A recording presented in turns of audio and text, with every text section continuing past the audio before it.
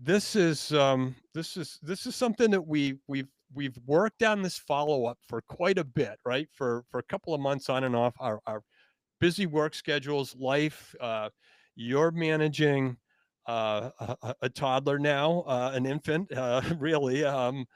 And welcome back. I always by default want to say, open with the No Stroke podcast, but this is sort of an after the pod that we hope to have cross platform, maybe have it as a Substack live or recorded event, even perhaps re-release this as a second full No Stroke podcast update. And at that point, I'll redo the intro. But welcome back, Roy. Great to see you again. Happy Friday. It's great to be here. In the spirit of Fridays, I've never been one to do this, but some of my old coworkers used to wear Hawaiian shirt Fridays. That was always their thing. So today's Aloha Friday for me. So it's Beautiful. it's nice to keep that vibe and that mentality going, especially in the spirit of a lot of things happening in life, as you mentioned, an 18-month-old toddler working at a startup, lots of travels, and it's summer. Summer's Yeah, when all the fun happens typically. So that's it's right. good to be.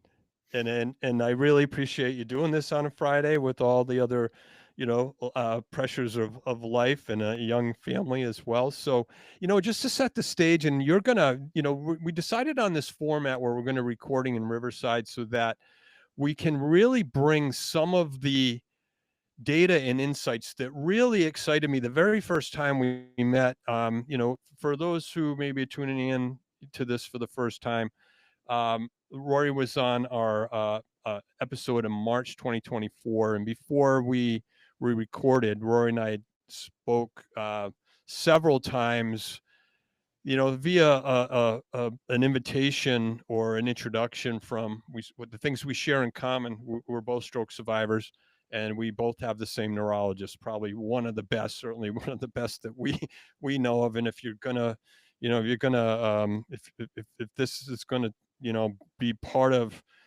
your life and survivorship, it's that's like top on the list to have a great neurologist and someone who that really understands, especially young strokes. So you shared a deck at one point that really kind of blew me away originally, and you were working hard at some of the data and insights that help empower you and give you the tools that I wanted you to dive deeper in today, because there's been an update to that too. You've actually taken a deeper dive since, and you updated your deck. And so, I'm just going to say, like, before you dive in and take the lead on this, that one of the reasons I wanted to do this, and I am writing about this in book, and we talked about this theme, is that you happen to be an engineer, I happen to be a physical therapist, but you don't need to be an engineer, a PT, or an athlete to take charge of your stroke recovery. But you do have to, and again, we're both hockey players, and other things we have in common. I do say you do have to go on the power play. And I'm writing about that, and I really want you to talk and really open up this great story that you've built in your timeline, and just take it over, because I really I want to share this today. Totally. No, I appreciate it. And to really cement that point around you don't have to be an engineer, a physio, a clinician, an expert in any of this. I'm not an expert in stroke. I'm not an expert in physiology, in physiatry, in neurology. It's really just been a curiosity to learn and evolve through this whole experience of stroke survivorship. It's a part of me. And I talk about this with my wife all the time. She's an educational researcher and she studies ethnographies in some cases. She studies one kid and their experiences over time. That's essentially what I'm doing with myself. I'm conducting an ethnography of myself and I'm observing, taking inputs, making changes, and observing the impacts on my life with the hope that it could be beneficial if we can share those findings with others, especially those that are 20s, 30s, young stroke, dealing with some of the same symptoms, some of the same deficits, some of the same struggles, having kids, starting a job, learning to drive again, learning to walk again. A lot of things that are themes that are consistent, whether you're younger or older, but especially on the younger side when there is supposed to be a lot of exciting life to live, not to disclude or discredit someone that's in their 70s or 80s. Plenty of life to live there too, but having a kid, all these things. I want to just share my experiences and how, yes, I am going deep in the data and nerding out and reading JAMA articles and medical journal articles and things. Maybe that's overboard. Maybe that doesn't need to be done, but at least a forum and a community to share these findings and this work and all the apps and the things I'm using. It's overkill, but that's what an engineer does. They over censor a system, they collect the information, figure out what works, doesn't work. Maybe it inspires more research or other things to go, and then work through these are best practices. These are things that work for me. And I actually already share that with friends and family day in, day out, and it probably annoys the crap out of them. But hey, this is part of my life and this is part of who I've become. And it's hopefully evidence-based, evidence on myself, just to inform me what makes me feel good. I want to thrive in those moments and lean into those moments. And so that's kind of the theme of where I'm going. And it's great to, share Yeah. this and have a forum to do so. Yeah, and perfect. And keep in mind as you go through your deck for everyone listening, watching, etc. All the tech and all the tools now that Rory's going to be showcasing and highlighting, it's readily available. It's out there, and it's fairly inexpensive and easy to use and implement. So dive right in, Rory. Awesome. Thanks. So, you know, the whole idea of putting a deck together comes out of my professional life. I do operate a little bit as a product manager, as a business lead and things. And so I figured, what's my story? What do I want to say? What do I want to share? What's a lot of my experience been like? And so I late in the night when I was, about a year ago when our a year and a half ago when our son was born, the late night calls to feed the baby when they're crying. I was on night shifts and looking after him in some of the nights. I was like, I got to get the story down. I'm already collecting this information. I got to get this story down. So I started to put a deck together. And that's kind of what you saw, David, as one of the first iterations of that.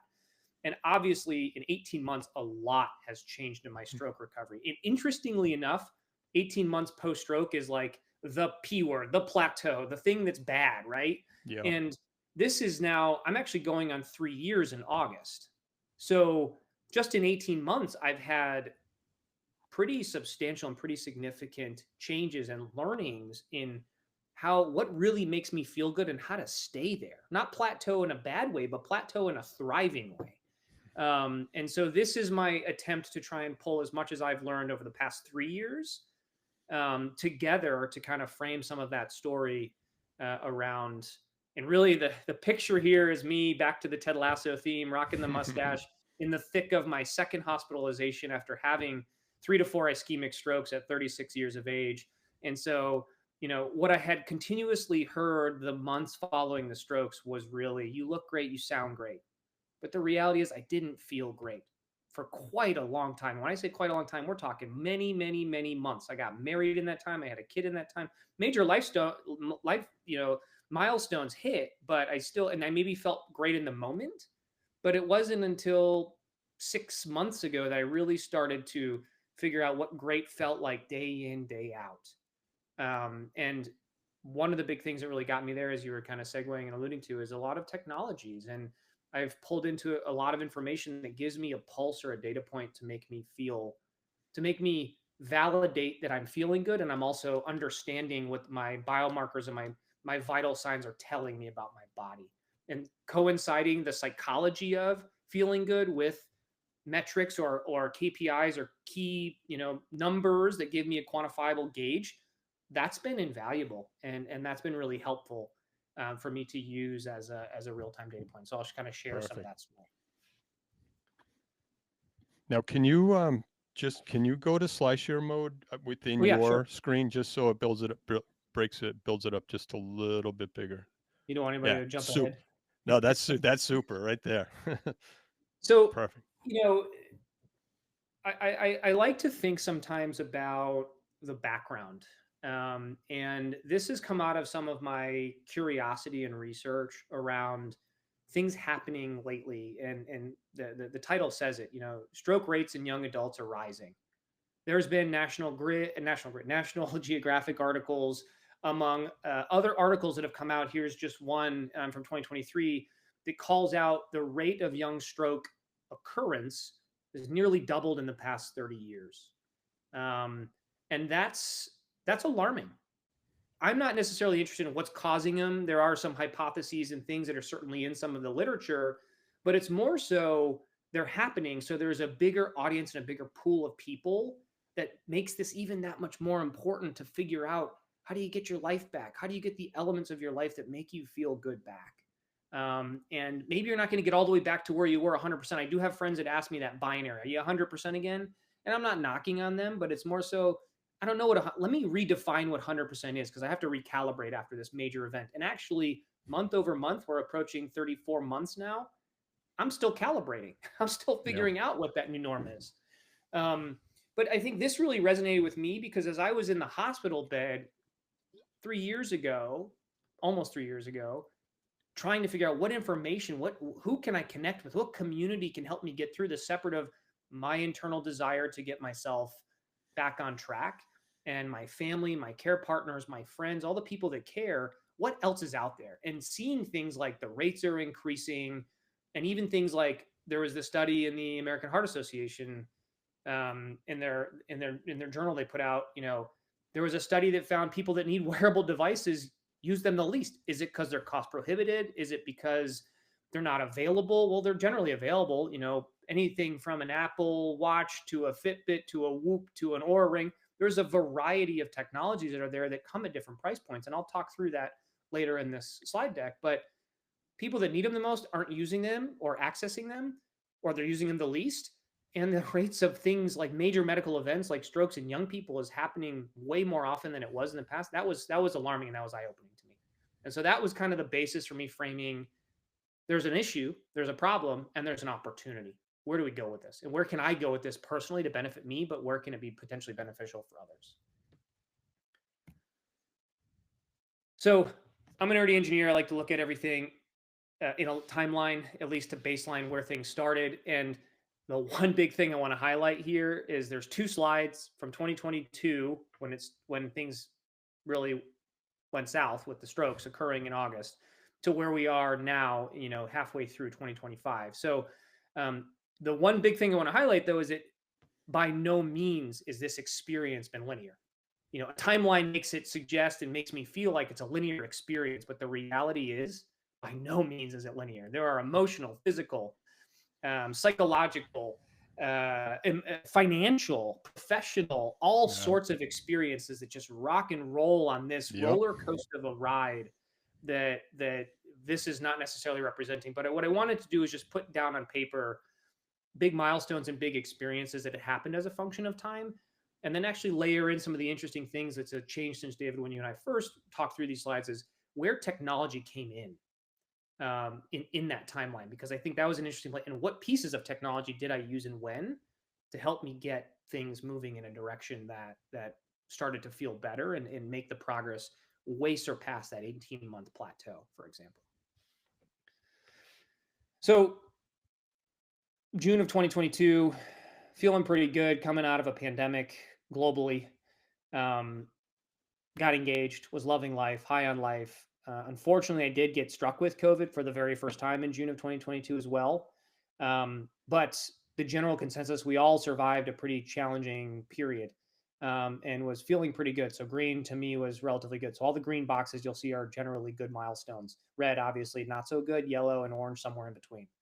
So it was pretty high on life, was feeling really good. 36 years of age, survived the pandemic, even though I caught COVID in June. I had a pretty rough bout with it, but was doing okay, and was finally back in Boston after the lockdowns and all of the life that had happened.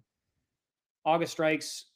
I was out in Idaho planning my wedding with my fiance at the time, and I had suffered 3 to 4 ischemic strokes. I had 31 days in the hospital with 2 rehab stays inpatient. I had an airlift in between because I was on vacation, and the first rural hospital that I was in didn't necessarily have neurology on staff there. They had no interventional radiology. They had limited resources. So I had the first stroke. It was on a Sunday morning. I woke up having some tingling effects, some distorted vision.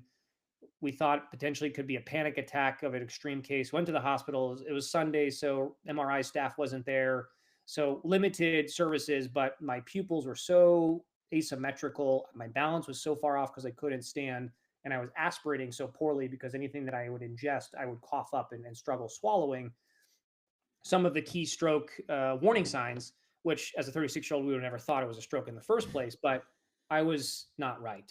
And the hospital took action, called code stroke, ran the CT, did everything they were supposed to do. They didn't have the MRI staff until the next morning, so they couldn't do the MRI to see. CT showed no hemorrhage or anything crazy. We got through that whole experience until the next morning, and then care came in. We had a consult with a neurologist. They saw a very small point on the MRI the next day, and we started moving towards, okay, this is a stroke, and we need to work. My balance was I could not. I was completely bedridden. I could not stand. I could not walk. I could talk. My cognition was still intact. I didn't have spasticity or major paralysis or anything, so I still had some motion and movement and strength, but was in rough shape. Anyway, we turned all that into within 3 days, I was discharged and pushed down to another larger but still remote rehab stay where I was there 9 nights. And this went from up in the mountains, about in the Wood River area, about 6 hours, 5.5, almost 5 hours from Salt Lake City, so north of Salt Lake City in the mountains. I went 2 hours south of there to a rehab hospital, was there for 9 nights, went back to the mountains where my in-laws were for my first discharge. And within 2 days, I had another stroke, back in the hospital. And that time I went back to the same rural hospital. They're like, we've already been down this road. This shouldn't be happening. And we got to send you to Boise. So that's when the airlift came in. And that was a helicopter ride, 45 minutes over to Boise, where they actually did have the neurologist on staff. They did have the radiologist. They had the neurosurgeons and neurointerventionalists on staff and available to start working up a more severe case if this was more severe, where an intervention may have been required. So it was quite a bit of a roller coaster for those first 30 days, starting August 7th, that bled into September, where we were working through that acute phase of learning how to walk and talk and handle with medication, no surgeries. An angiogram was the most invasive thing we did, just as a diagnostic test to confirm the physiology of what happened and the etiology of the stroke, or the multiple strokes, the ischemic strokes. And so that's kind of what we worked through. By September, the plan was, okay, still have a long ways to go. And we went down to Dallas, Texas, where my fiance was from and her family lived. Even though we were on vacation and planning a wedding and we had access to resources in Idaho, Dallas was a more comfortable environment, and it's a much bigger city with much more resource. And so we made that move because we thought that, in September and October, this would be a good place to continue the outpatient phase of my acute phase of recovery.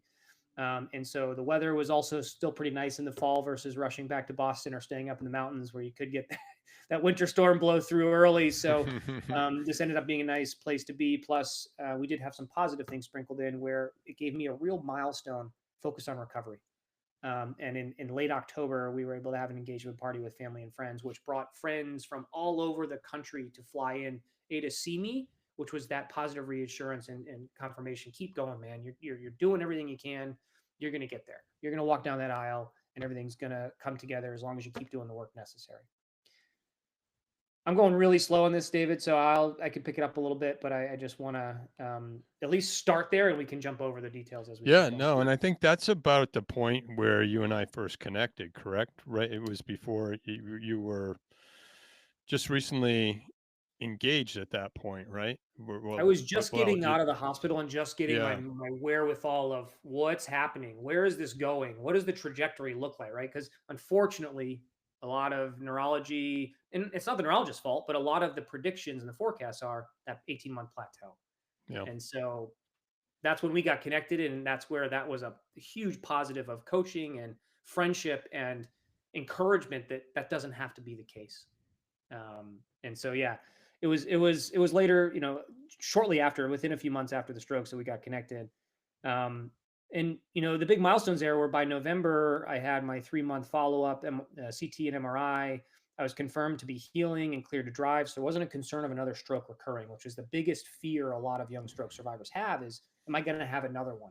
Yeah. Why did it happen in the first place? Random is weird. I didn't have a genetic condition at that point. They did a number of tests. They actually tested for a PFO in the hospital, even though it's a lower accuracy test. So we did things and we didn't see any indicators, where it was diabetes, super high blood pressure, high cholesterol, or major leading indicators that would suggest there was something really unhealthy that was leading to strokes and it's leading to clots building up and releasing and getting to my brain. Yeah, and So not to interrupt, but that's a really good point, or you brought up about the recurring theme and the thought, and it's real and it's paralyzing of the recurrence of another event. So, especially, in the case of younger stroke, and your plans are to move forward with life, and you know, returning to work, and all those other things that eventually come with that, and that's still, that seed is always in the back of your brain, and that's the important part, that as you continue with your story here, that I'd like you to kind of reflect on how maybe the data could help you maybe take back some control too. So and continue. that goes all the way to this week. That Yeah. theme lives with me every day, and I can certainly absolutely highlight that and talk about that because it's a real thing.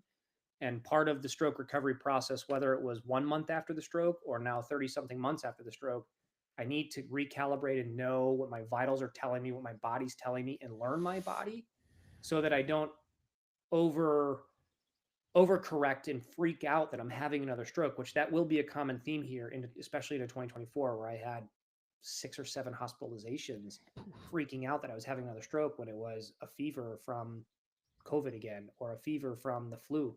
I got an 18-month-old. It's a petri dish, Yeah. so you're getting exposed to all sorts of germs, and so these are just.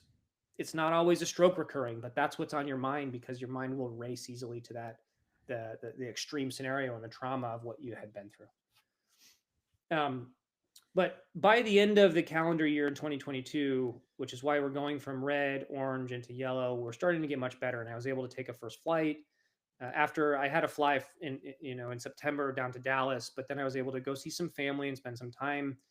Twice I went to Arizona where my brother lives with his wife and son. And so I was able to spend some time with family for both Thanksgiving and Christmas in November and December of 2022, a few months after the strokes, and actually start to build up some confidence and see some normalcy resume. In the midst of all that, I started to incorporate some technologies. And it's interesting. It started pretty early, but it didn't start necessarily when the strokes happened. I had worn an Apple Watch for a few years prior to the strokes. But when the strokes happened, I'm like tracking my activity levels. I can't even walk. I can't even stand up. It was irrelevant. So the watch just sat on the charger and was not a part of rehab whatsoever. I would just go sit on the bike and ride it until I wanted to throw up as part of my physical therapy sessions with the oversight of a physical therapist, of course, when I was inpatient. But when I started to get outpatient and adjust, I started building those goals like, okay, I'm living in a house now because I have the independence to be able to take showers, but let's start walking outside. Let's take my trekking poles and use that as my balance, and let's walk, a block. And then let's walk and build the confidence to go to the grocery store because it's within a mile. Let's pick up some groceries and walk them home. Lose the Hmm. walking, use the trekking poles.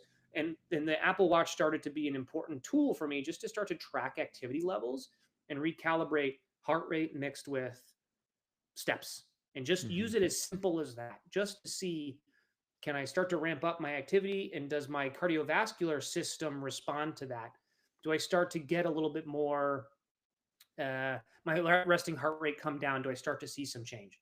And so that's kind of where I started with the watch, which I wasn't even using it that way. It was more the competitive thing with your friends and family when you're healthy and carefree.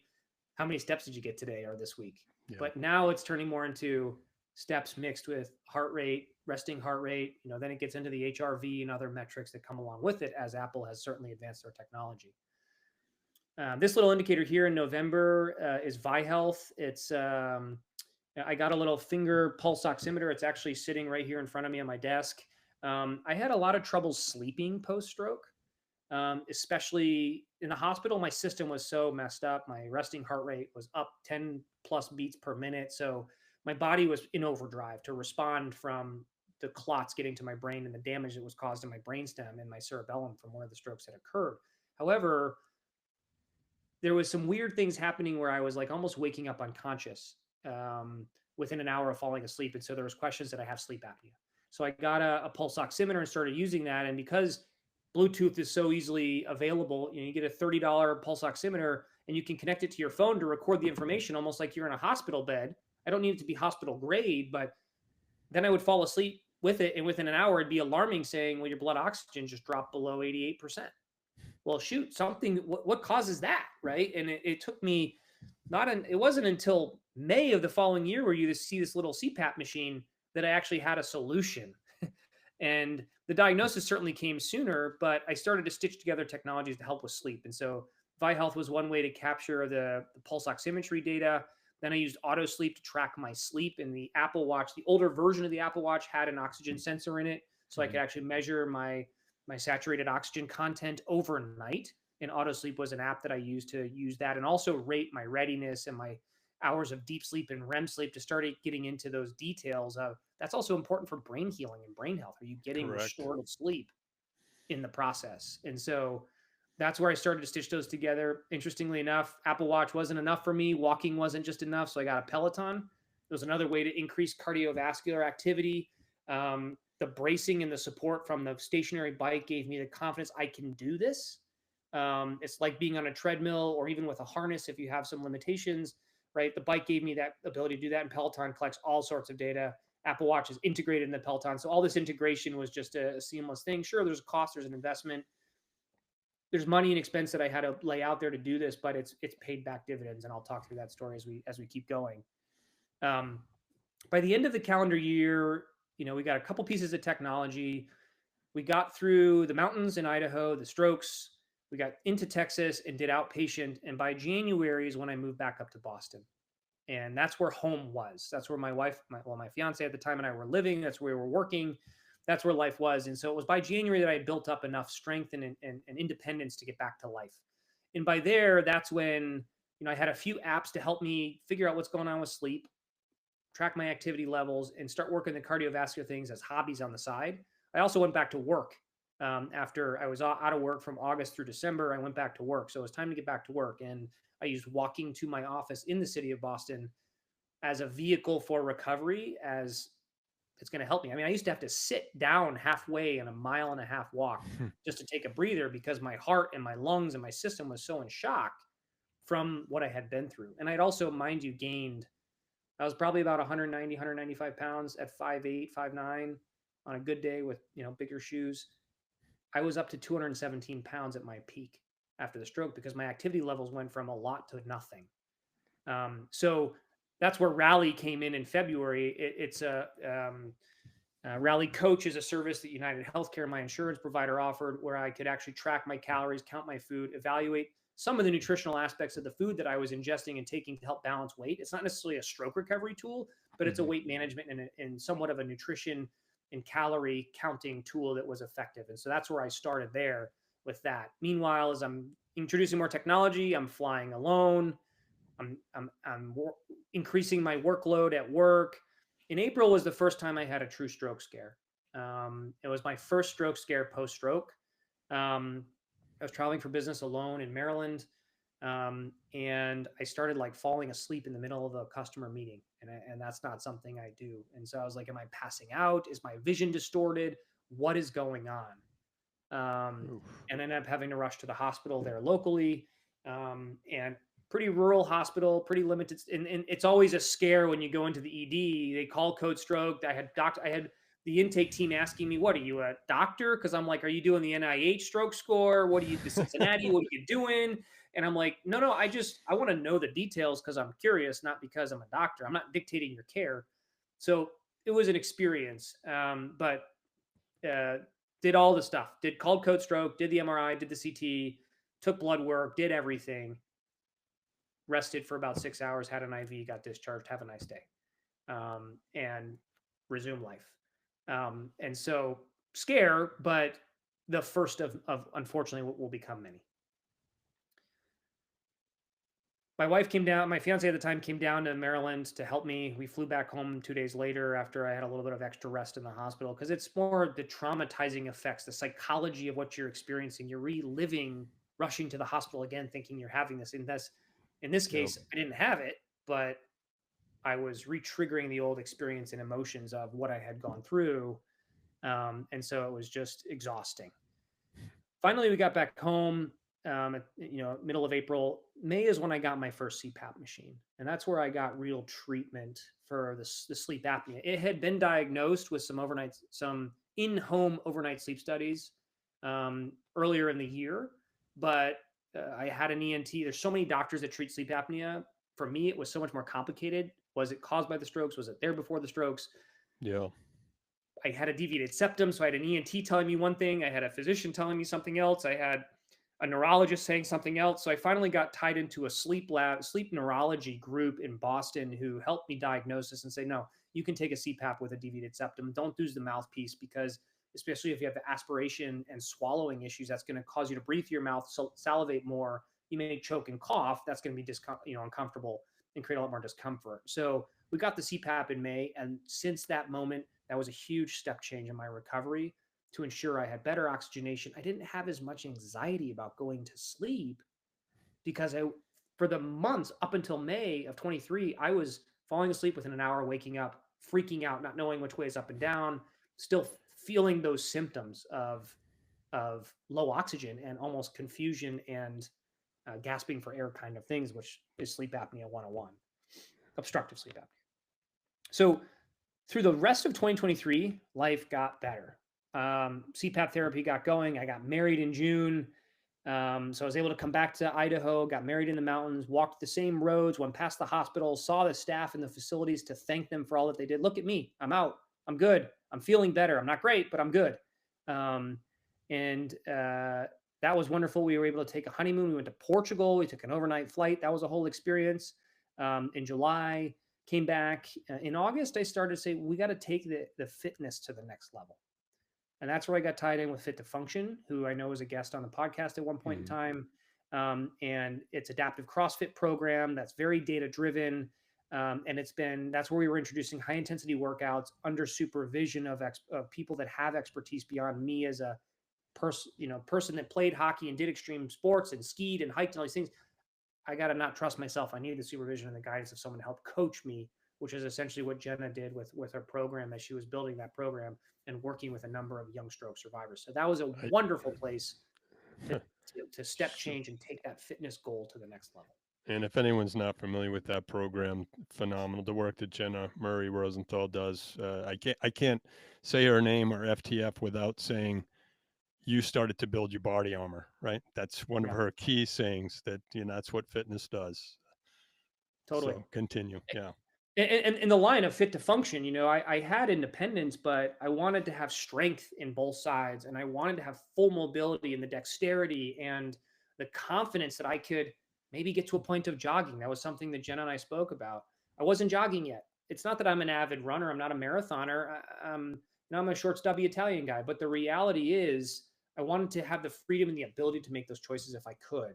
And that program helped me build the confidence and work on things that would stress my body in a controlled way that would also help me build the confidence and strength to maybe I could jog. And that program over the next few months got me to the point of when we had the baby in December, I was actually able to start jogging a few months thereafter.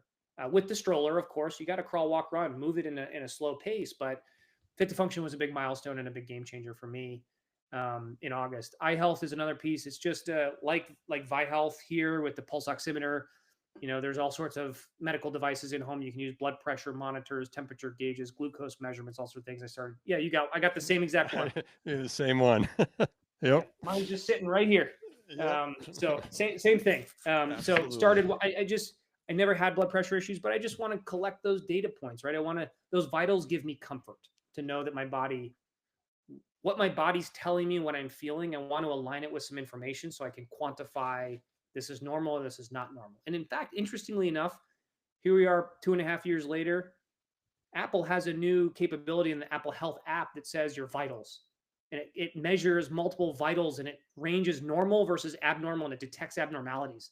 And so now it's already doing Apple's steps ahead, right? They're taking that information when you sleep and when you're resting and when you wear a watch or even if you have your phone in your pocket, and it's telling you some of those normalcies and what's normal, what's not. So it's already codifying things that I was trying to do manually, which is fine, which is awesome, right? Actually, because it then aligns with things which I was trying to learn along the way here. So this is stroke, first year and a half post-stroke. we had a kid at the end of this, in December of 2023, and here we are 18 months later, and so there's a whole nother page of that story, and the story continues. Um, I took 3 months of paternity leave after our son was born. For me, the biggest thing, since I had sleep issues, whether it was pre-stroke or post-stroke, but the heavier issues really struck post-stroke. Maybe the weight gain coming out of the strokes was a real trigger there. But I had a really tough time adjusting to the inconsistent sleep schedule of a newborn. And so that was just, I was really focused on, in the hospital, you're getting poked and woken up and you're not sleeping well for the 30 days that I was there. Then the outpatient adjustment, I wasn't doing well. And then I got on CPAP for a few months over, almost a year later. And then I was working on the hygiene to sleep deep, for 8, 9 hours a night. And then now a newborn comes and it's like, throw that out the window. You're waking up every hour and a half when Oh they yeah. cry, fart, whatever noise they make when they're in your room, wanting milk or comfort or whatever it may be. So that was a huge adjustment for me, post stroke, but a minor thing. We then in March got down to Dallas to spend time with our in-laws. Our baby was 3 months old. So I was back to work. I was ramping up travel. I was adjusting to the new sleeping regimen. And I was also increasing physical activity. Here in March is where I was actually able to achieve that goal of jogging again. And the work with Jenna, dating back to August and September, a few months prior, was able to build the strength and confidence, make the adjustments with the baby. And then by this time, it was perfect. We had a stroller. I got to push the stroller, take my son with me, get the fresh air, use that as a great vehicle for next step. What's the next level? What's the next goal? How are we going to push us to the next pot? And so those 3 months in Dallas were incredible. I felt great. The weather was great. The spring was great. We survived the Boston winter. It was awesome. I was feeling better. And we got back home in June, and I got COVID again. And that shook my world.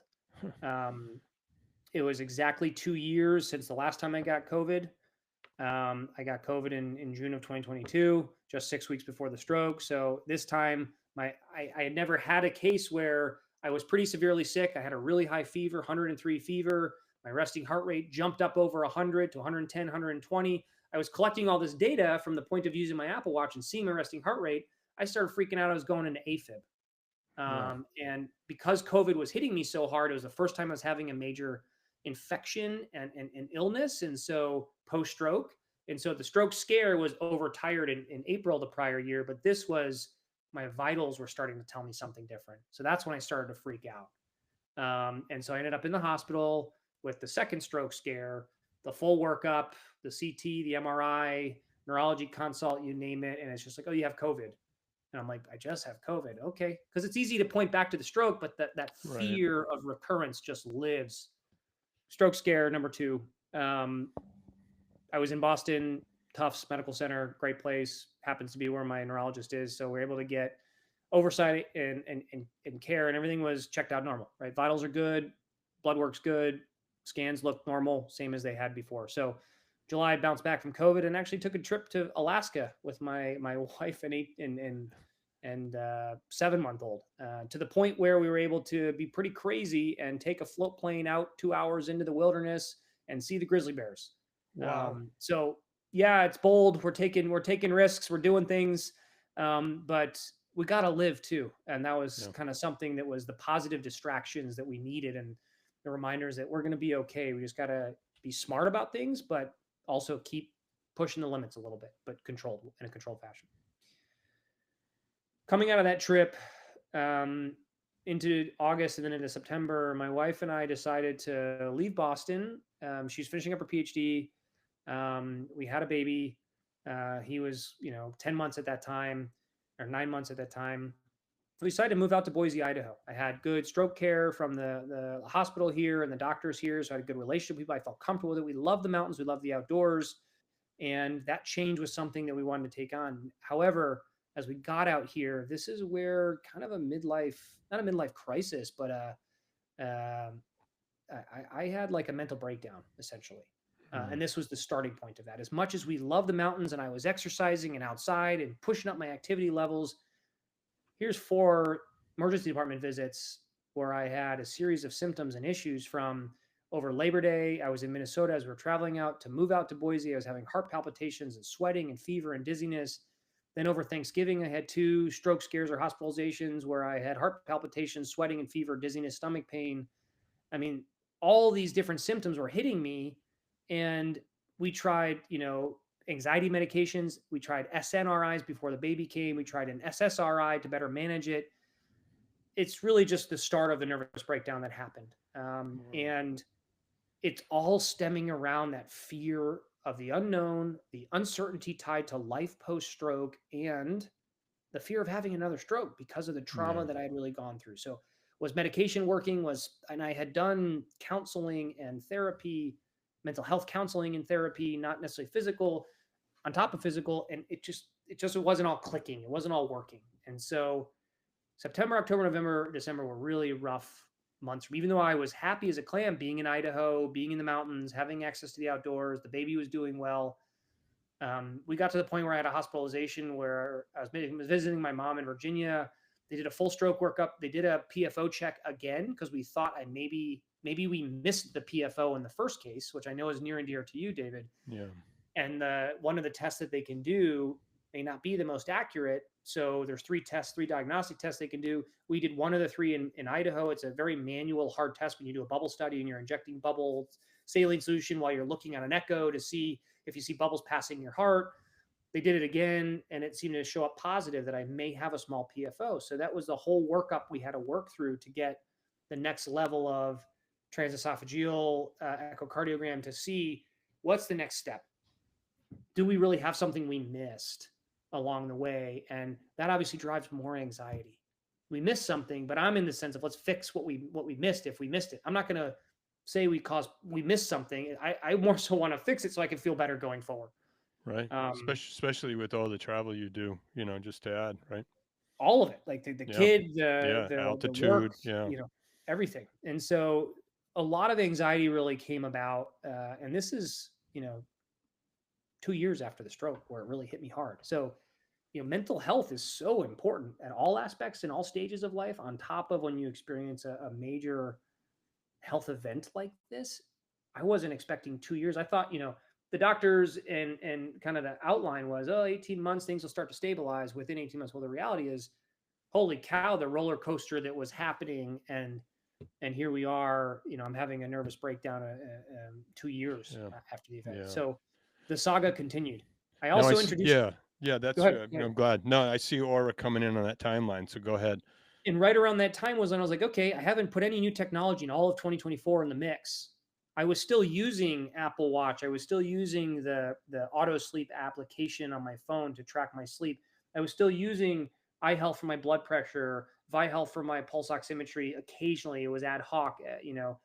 Aura was another thing that I thought I would throw in the mix because it's an easier wearable. I'm wearing it right now. It's just a little ring, and it has an oxygen sensor, and it's also got so many other capabilities that are being integrated into it that there were interesting data points. Yes, I'm wearing my watch and my Aura ring. I look goofy, but that's what an engineer does. I'm over sensing, and I want to know what's going on. And Aura has given me so much more information, especially around anxiety, because there's a stress management component that they're able to capture and rate your stress levels, which is really informative for me when I was going through this really nervous breakdown, poor sleep, heart palpitations, panic attack type experience, where Aura was the starting point of new piece of technology, new piece of input to coincide with how I'm feeling.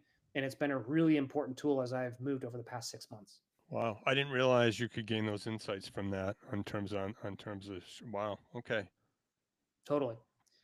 So then going into 2025, the past 6 months have been the best 6 months of my life post stroke.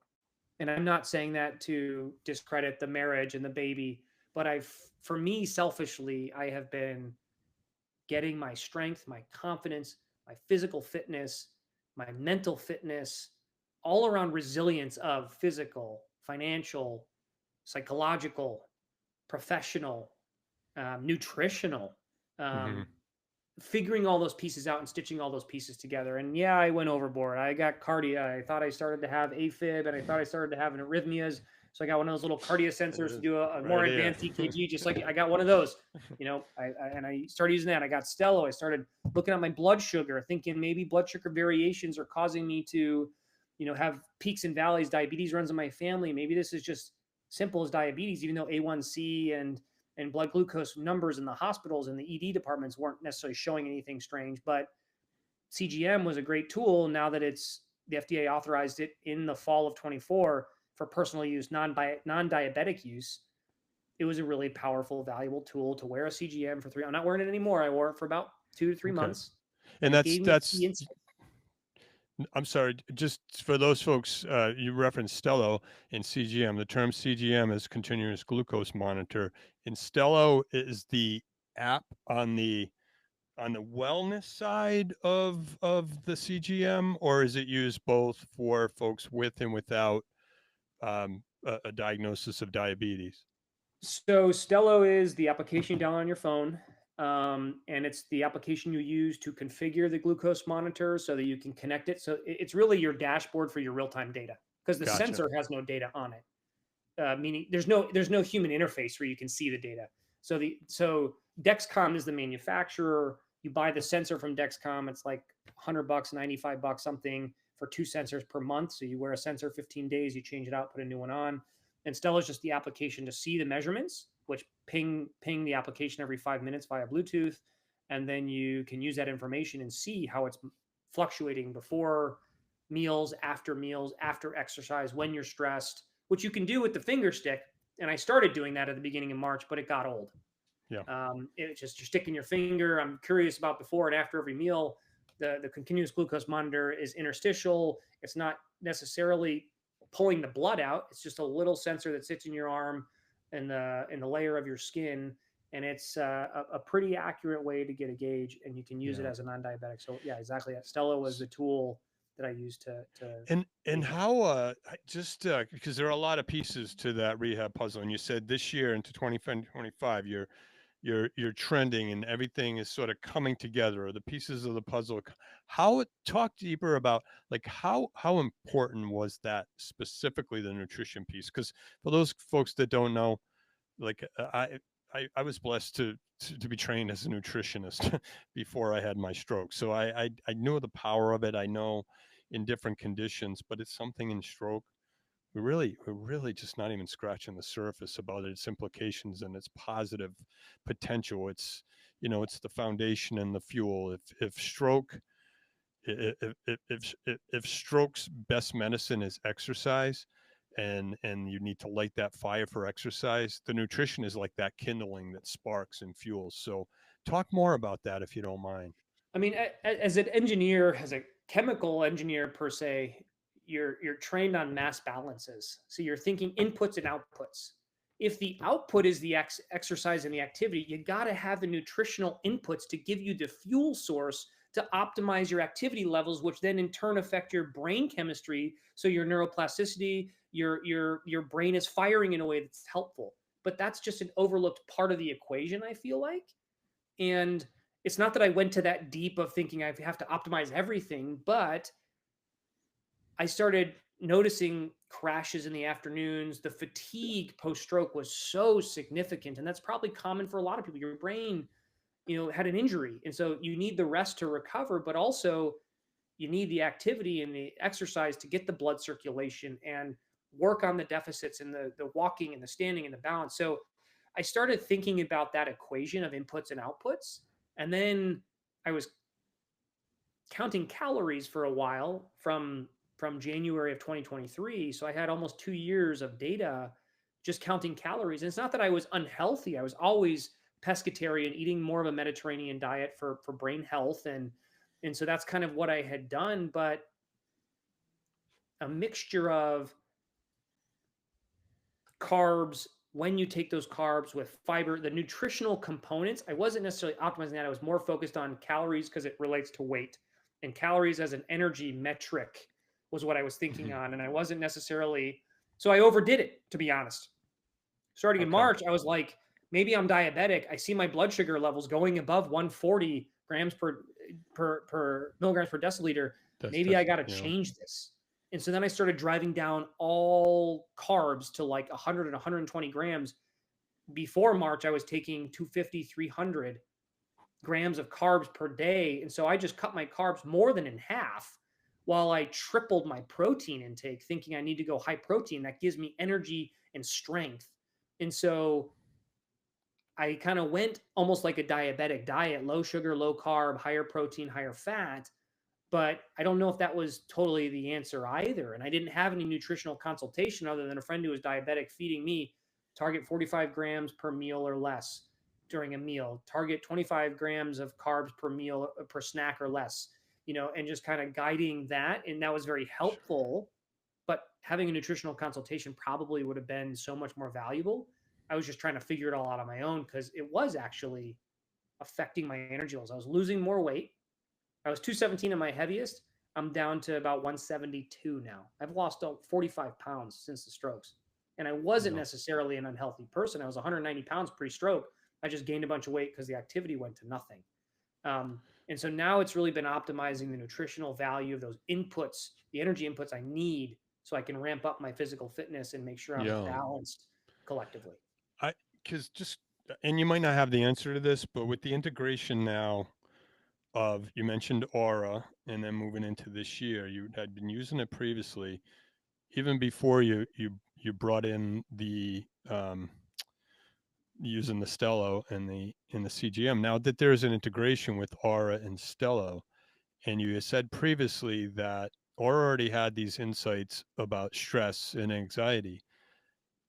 Is there is that another layer of the data now, like that if you are pulling in extremes of blood sugar, now that you also have it, do you maybe that's something that's not even being considered, but like an extreme high and low either way with blood sugar can make you feel jittery and anxious. And did you track any or trend that? I'm not sure. I forget if you have a slide on that moving forward that shows sort of um, what that variation could be doing to your physiology and sort of the mental health part of it. Totally. It's all a balancing act. Stress affects blood sugar. Food affects blood sugar. Activity affects blood sugar. Sleep affects blood sugar. Aura's integration with Stello and Dexcom's tools allow you to overlay all of those pieces and look over time what's your blood sugar doing. And there's going to always be a lead lag effect, right? Like you may be really stressed, and then you'll see on the sensor that your blood sugar started to go up. Why? You didn't have a meal, but it went up because you started to be stressed. And so Yeah, that integration allows you to overlay all of that stuff within one application. And I'll show a screenshot a little bit later perfect. that can point to that. But yeah, this Aura piece mixed with the Stello and the nutritional piece were two big game changers in helping me work through naturally some of the anxieties and getting myself comfortable and more stable so I can work towards thriving post stroke. Because I had tidbits of it and I had flavors of it, but I didn't get to a point where I was consistently stable and I could bounce back. Something always like a roller coaster ride. There was always a valley. There was always a valley. There was Yeah, a peak, but then quickly after the peak came the valley. That's your blood sugar, peaks, valleys. yeah. And I wanted to stabilize things. Perfect example analogy there. Yeah. So there's other things, plop and ribbon. What goes in must come out, and so you could infer what those tools. You can measure Yep. urine chemistries. You can measure and track stools and things. Those are important to also make sure you're consistent. Fiber, nutrition, things you're having, making sure you have consistency. And so again, I went overboard on those pieces. And then here we are in June. I switched from a CPAP to a BiPAP. Some of my sleep apnea has changed. Interestingly enough, I finally in February got an overnight lab sleep study. So it took my insurance well over a year and a half, almost 2 years of sleep apnea treatment with a CPAP to get an overnight lab study approved so that I could go actually have the almost like the EEG, all the sensors and electrodes Yeah. put on your head and all the measurements taken to see what kinds of sleep treatments are working. And they found that a BiPAP was so much more effective for me with a titration study. So I've switched to that and it's been even better. My sleep has Can been better. My oxygen's been better. So things are just improving. can you do you mind just difference between CPAP and BiPAP? So the difference between CPAP stands for continuous positive air pressure. BiPAP is a bi-level. So when you inhale versus exhale, you have a different pressure setting on the machine. So when you inhale at one pressure, and then when you exhale, it's at a different pressure. A lot of trouble with CPAP with the continuous pressure. Say you're at 9 centimeters of water as the pressure set point. people's mouths when they exhale, sometimes depends if you have obstructive or central sleep apnea, you may your mouth will pop open, your brain may be confused that, well, Hmm. it's positive pressure. Are you supposed to breathe in or breathe out? Yeah. And so you may forget where you are in that sleep cycle and that respiratory cycle. Especially for me, my strokes affected my brainstem and my autonomic nervous system, which controls those sleep, respiratory, heart, pulse Yeah. functions that you don't think about that happen autonomically or naturally. And so the BiPAP is more comfortable because I can have a CPAP level inhale to help if I have an obstructive sleep apnea problem because I have a thicker neck or a smaller esophagus or whatever. We get the good pressure in to help me breathe in, and then when I breathe out, it's a lower pressure, so it's more natural. And so my mind and my brain is being trained, breathe in, breathe out, different pressures, and you feel that. So the BiPAP Perfect. is a way more expensive machine, but it can offer better benefits. For me, I have a mixed type of sleep apnea. I don't have just obstructive where like my tongue or my throat geometries are different where something's blocking my airway. I also have central, which is my brain's not sending the right signals to breathe in, breathe out at these rates. And so when you have central sleep apnea events, the BiPAP could potentially help with that, especially if your brain's getting confused. Do you breathe in or breathe out next? What's the next play? Perfect. Thanks for clarifying that, because those terms might be new to folks listening in or I've watching. had to learn so much, Yeah. so much. And again, not a doctor by any means, and not making recommendations. It's just one of the things, just curiosity and inquisitiveness to just kind of ask Yeah. the dumb questions and work through it to figure out what's going to work best for you.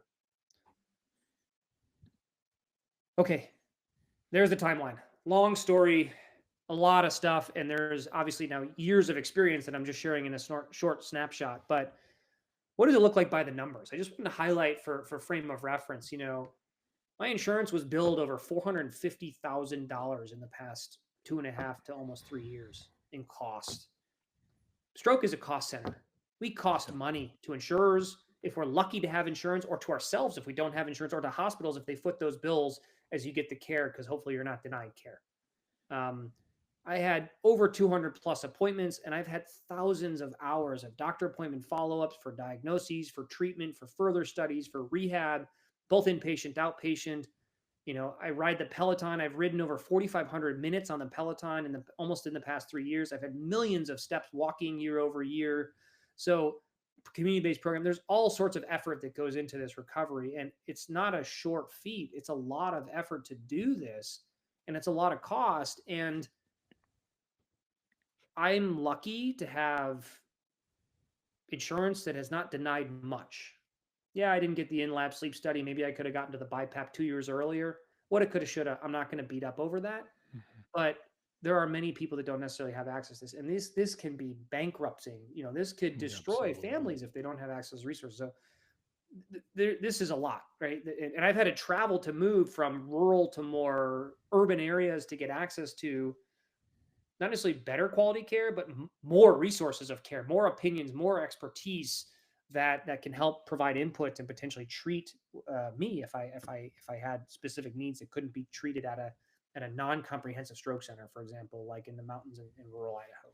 Yeah, and that's an important point, Rory, because maybe not even captured in that 450, which is certainly a big number, is the time cost of travel, commuting, booking appointments, and the investment and all those other resources that come with, you know, and I just reflecting back on my own case, like how many times, and I'm very lucky that I was just back and forth to Boston, but just with the young kids, every time, you're looking at, we're in a position where we had ability to have um, family take care of our kids. So it was center time and overnight time and all those things. So yeah, by the numbers, I'm glad you included this slide. This, and just to remind folks, you're how many years now post stroke? Almost three. Yeah. Almost three. Yeah. So And the way things are trending, the costs are not necessarily going down. And yeah. this 450 number is the build to insurance piece. There's premiums, there's There's a lot of concierge Yeah. services available. You can pay extra to get access to doctors because you could otherwise wait 4 to 6 months to see a specialist, whether it's a cardiologist, Right. a neurologist, whatever it is. So maybe you got to travel, you got to have childcare. Those are extra. All that stuff adds up, and so it makes it. Yeah. There are cases where it's cost prohibitive, and this kind of goes to the point where stroke is a cost center. It's a cost center for the insurance companies, where if you have the coverage, but it's also, and I'm not saying that it's not an important cost center. It's just it's cost. And what I'm hoping is, healthy decisions can be made where you can mitigate these things potentially. And if we could get the right educational programs and the right resources available to help encourage people, back to the first slide, people that need wearables are using them the least. How do we incentivize that and get them using these, especially if they struggle with comorbidities or things that I didn't necessarily have, even though I still had this event and I'm still costing all this money? That's not in the actuarial or in the numbers that the insurance Mhm. companies crunching. They're not seeing me as a cost center.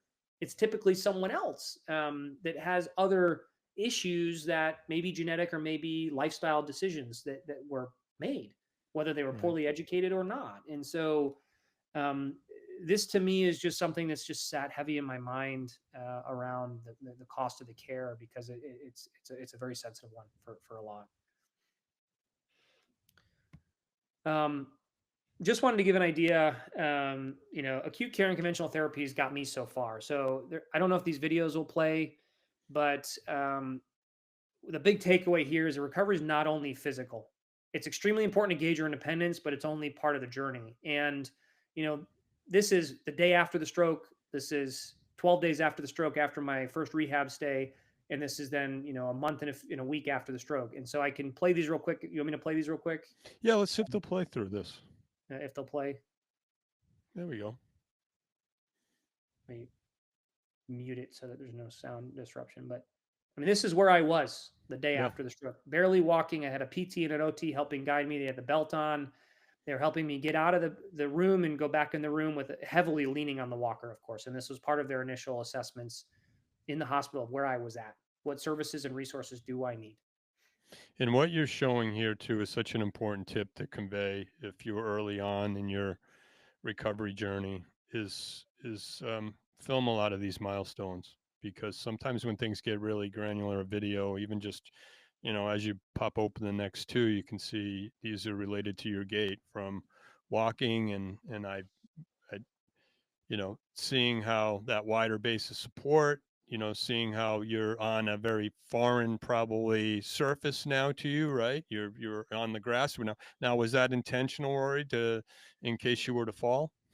It was intentional to challenge myself. I did Okay. better on so simple things, small grade changes or unstable surfaces. I have a whole newfound appreciation. Never even thought Hmm. twice, or in my mind was walking on grass a challenge. Here, you could see it 12 days after the stroke. I'm kind of teeter tottering like a toddler, and I'm starting over again, right? And yes, Yeah, falling would have been safer than hitting my head on concrete. So, absolutely.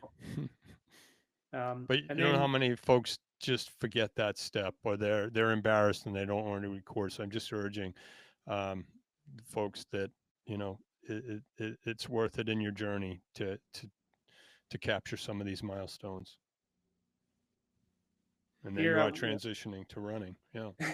trying to jog. That's a little hill. Yeah, yeah. You got to have a little bit of fun. You can't Yeah. be all serious all the time. This is a little hill. You can't see it very well, but I was trying to, again, the hill, small grade change. Yeah. I had the neck guard on because we had the fear that I was like causing more strokes by the way I was turning. So I had to wear that. I wore the compression socks for extra circulatory effect Yeah. and support.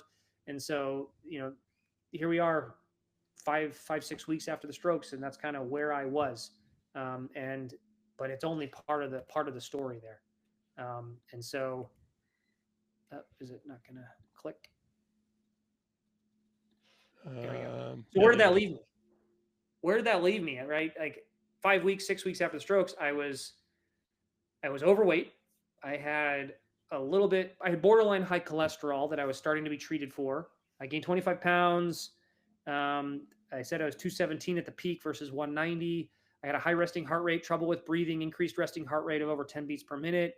I had borderline high cholesterol where I had to do lifestyle changes and medication. That's a big change just in itself. after a stroke, and it only complicated sleep apnea and Right. how I was feeling, the fatigue, which segues into trouble sleeping. I had undiagnosed sleep apnea for 5+ months. I had both obstructive and central. I did 3 in-home sleep studies because insurance wouldn't approve the in lab right away, where I could try the CPAP. It wasn't until 2.5 years after the strokes I finally got in lab, and then I finally got diagnosed, not diagnosed, but reconfirmed that a BiPAP machine would be a better treatment Mhm. than the CPAP. So I had trouble sleeping. I had very low energy. I was very fatigued all the time. I had a lot of lightheadedness. Um, I did so much blood work to evaluate, was it a hormone or a vitamin deficiency? For the 24 to almost 3 years now, the 2 to 2.5 years after the strokes, um, most of it was easy to point back. Oh, it's the stroke that caused you tired. Oh, it's the stroke that made you very lightheaded, or your autonomic nervous system has some dysfunction because the strokes hit your brainstem. So it was, oh, take vitamin D3, rest, and stay hydrated. Add salt into the diet. These are some things that might help you. And then the last piece where I was really left, I was super anxious and on edge, and I still have my moments. Here we are almost 3 years, and I still have my moments where medication made things worse for me. It wasn't working, whether it was an SNRI, SSRI, benzones, antihistamines. I tried it all. I've done it all. I've tried it all. I had the nervous breakdown, as I mentioned in my timeline, 2 years after the strokes. It was uncontrollable panic and fear of another stroke, especially around sleep, because that's where the first stroke was identified. I woke up on a Sunday morning with distorted vision, feeling off, tingling in my jaw. I've had 6 visits to the ED just in 2024 in the second half. Like, that adds to the cost. Yeah. And my recommendation was medicate and find a therapist. And so I was working through those things. But that's those are the 4 pillars of struggle. Physicals, a lot of the focus at discharge. And so that's the segue into where I use technology to help fill in these gaps Yeah. without jumping to conclusions. There it is. um, so to start this, I figured, in from a respect of product management, as I talked about having like almost like mission statements and whatnot, I wanted to evaluate what's happening in the marketplace. And so this was just a place for me, as I'm bored and I wasn't working. What's out there? Health and wellness is a huge thing. It's a big money industry. And how have things evolved and changed? And I'm starting to think like a physical therapist would. So it's great to get your take on this, David, right? Because something simple as a pogo stick, Yep. balance controlled, like something as simple as playing Twister, heavily on balance, right? It's a fun game, but these are things that stem back to the 50s and 60s. And I'm sure physical therapy looked very different in the 70s, 60s than it does today. Um, so I was Yeah. like, what's out there? What are things that could be perceived that are games or toys that could also be health and wellness oriented? And so Twister and Pogo Sticks were early ones. There was electronic toys like Skip It in the 80s and 90s, if that game rings a Yeah. bell, where you wear the Yeah. little thing around your ankle and it spins around and makes noise and whatever. In the 90s, it became Dance Dance Revolution. Into 2000s, we started getting like Nintendo Wii. Smartphones and wearables started coming out, but somewhat cost prohibitive. And then, the mid 2010s into the current day, we started getting much smarter medical devices that became much more affordable, plus interesting games like virtual reality, or augmented reality. You got Beat Saber on the Oculus. Like, you can start interacting and dancing. It's good for the body, but it's also an interactive game. And that was one big thing I took away from inpatient rehab, is a lot of my stuff was interactive games. I was Yeah. touching a Dynavision, which I can't afford in my home, but I was playing with a Dynavision to work on reaction time and can I drive again and respond to things, and playing card games and stuff. And these are just examples of things that could be perceived as health and wellness in Yeah, fields. and you brought out a good point there. Whether it's low tech or high tech, and as things have evolved, some of the low tech stuff is still like I fall into the we. For me, recovery was a lot about integrating my family in the play, and but to this day as a PT, and I take some of the craziest tools in when I go into a patient's home today, and they're not always the highest end, but um, they they do the job and they allow for the brain to the term dual task, right, and to be able to actually incorporate this as a framework, or as I have a lot of crazy tools in my toolkit, but go ahead, because this is my jam, this stuff. So this was let's assess what's out there, what's the evolution of these technologies, and then let's see how does it how do you put it on a scale, because there's really two dimensions that I'm thinking about. There's a cost and a complexity piece. Mhm. And the cost and complexity piece kind of to me would be the two dimensions or variables that I would think would make things accessible to people or not. Can you afford it and can you understand it? Or do you need the supervision of an expert that's going to make the investments and share those costs over many sessions, like a physical therapist or a rehab center, for example? And so I broke the different technologies down into four categories. You have wearables and sensors, fitness and wellness platforms, rehabilitation equipment and tools, and medical and adaptive devices. And on the wearable side, that's very easy. These are very common marketplace things that people watch: Whoop, Mhm. Garmin, Aura, Fitbit, right? They all have different products and different price points. They're not too complex, but they can be complex if you're an older person or you didn't grow up with the technology as a millennial like I did. And they have varying levels of cost, right? There's different price models. You pay capital to buy the device, and then you got to pay subscription. And then there's cheap stuff you take the sensors and then you incorporate them into applications where you pay extra fees to access and see the data. And so that's kind of what I was trying to show on the wearable side. Mhm. The fitness and wellness platforms, there's all sorts of stuff. There's Strava and Nike and all sorts of running platforms. Rally was a thing that my insurance company paid for, which is an app I still use to this day. You've got, which is just software. It's just an application for tracking information. Quest is the Meta Beat Saber games that you can play with the little Mhm. headset and things.